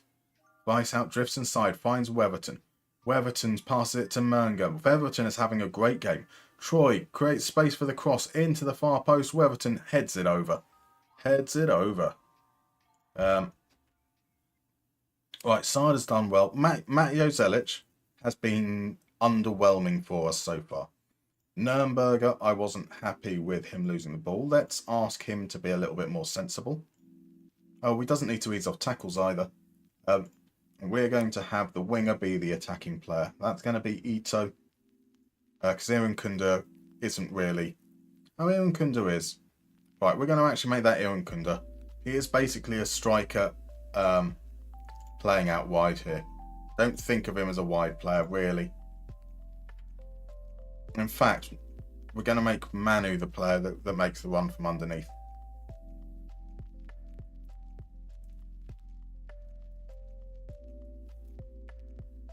Cool, let's try that. See if we can get something to get back into the game. But there's still 20 minutes left. Because you can't score to save your grandma's lives. Sane hits the post from 1 metre out. Oh dear. Well done. That's one fewer corrections I have to issue. Weverton's free kick, just over. Niets is sterker dan dat inner worde Feyenoord. Nothing is stronger than that one word. Take your word for it. How do you say lucky bastards in Dutch, says Lukmar. That seems a little bit fairer. Right, this is the last few seconds. It's a poor pass from Asta. I feel like I have learnt a lot about the team in this game. Namely, that there is some real carelessness on the ball in midfield. I don't like the Volante. We saw quite a few times where he just kind of lose the ball, just standing there. not particularly good on it. We had the yellow card early as well. I'm not sure that Asta is our long-term solution over this game and the last couple. He seems to have made some errors. So those are our two key areas. What's his name? Who's playing on the right?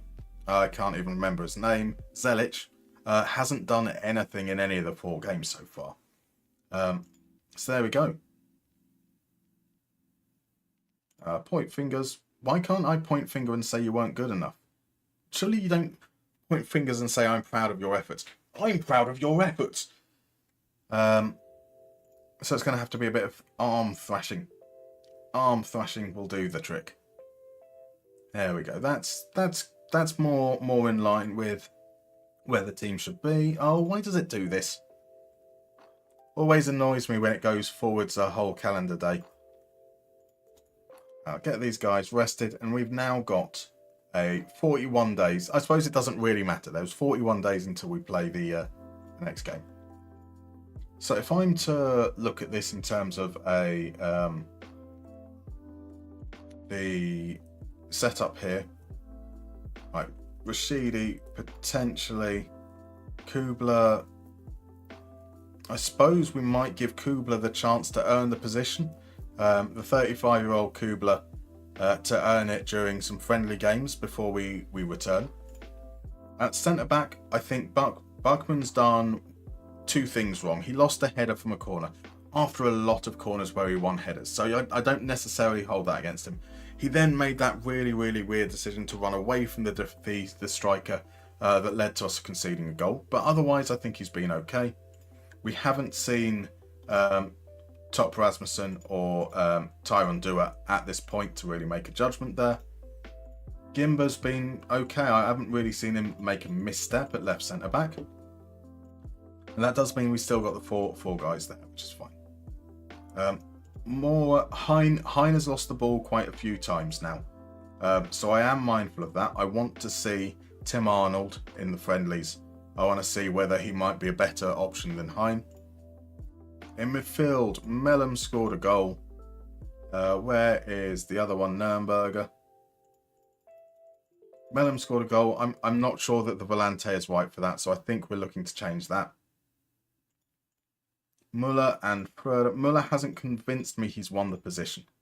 So that's something for us to keep an eye on as well. He is wanted. Apparently he's transfer listed and wanted. So maybe he's gone. So the ones that still have their bicycles... Oh, lucky bastards, right. So Jonas says, fun fact about Darmstadt. The lowest of lows came in the 06-07 season when they were relegated to the 5th tier on the last match day. That season, a 17-year-old Mats Hummels lined up against them. Interesting. Right, so on the right, so far, where is that Zelic?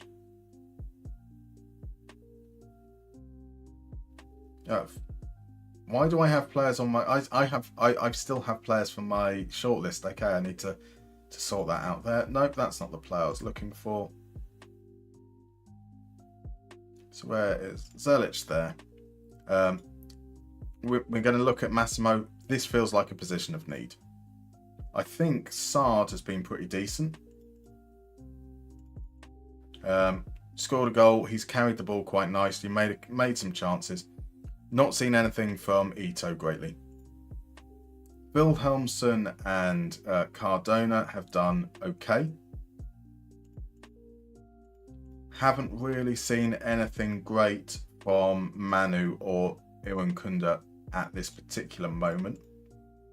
I feel like with the pace that we've got with Cardona, Manu and Wilhelmsson, if we can cancel Irankunda's loan, that's €25,000 saved per week. So that might be the case. And we then look for a more physical profile to play as the pressing forward. That's my thinking. Blimey is a superb English word. It most definitely is. Cockwomble is one of Hollyfab's favourite words. That's a fabulous word too. A very, very different context. Right, since the club were relegated to the 5th tier, the club has felt like a fairy tale. The 2015 season, when went into the Bundesliga, the city felt like it had the same World Cup fever as Germany had in '06. That's nice. I mean, those memories have got to be pretty damn incredible. Right, so that's where we are. We've played, so a kind of recap. We assessed the squad. We decided that a 4-4-2 was the best way forwards. We've played teams that were considerably higher up in the table than where we started. A completely and utterly ridiculous 4-0 away win against Kaiserslautern, a tight 3-2 win against Karlsruhe, and then reverting back to type with defeats against Schalke and Holstein Kiel. We were out of the relegation zone, which is pretty damn good. Pretty damn good as far as we're considered. We've now got some idea of what the squad is like and where we need to go from here. So that's where we're going to call it quits. That's the end of tonight's stream. We'll be back on Friday evening at 6 p.m.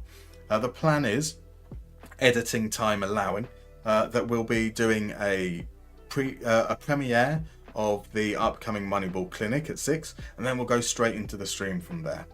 So that's what I hope things are going to be going forwards from here. And just time really to say a massive thank you for everyone who's been along. I want to say a massive thank you for H-Tank resubscribing for 6 months at tier 1. Incredible stuff. Brazilian Fury with the raid. Klaza with the resubscribe. Yorkie Man with the raid. Holifab gifting a subscription to Crudmo. DM Bassist with the resubscription. Lukmar gave 5 community sub gifts. Ladislav gave a gift subscription to himself. Adam gave out 1 community sub gift. I'm sure you gave out 5 as well. Only showing up as you've given out 1, which I know is wrong. I do apologise. Crudmo fan, thank you for the bits, and to Matt as well. We're going to head on out we're going to raid over on Twitch. So for YouTube, we're going to end it there first. Massive thank you everyone who's dropped by. If you enjoyed it, please consider leaving a like, maybe subscribing, and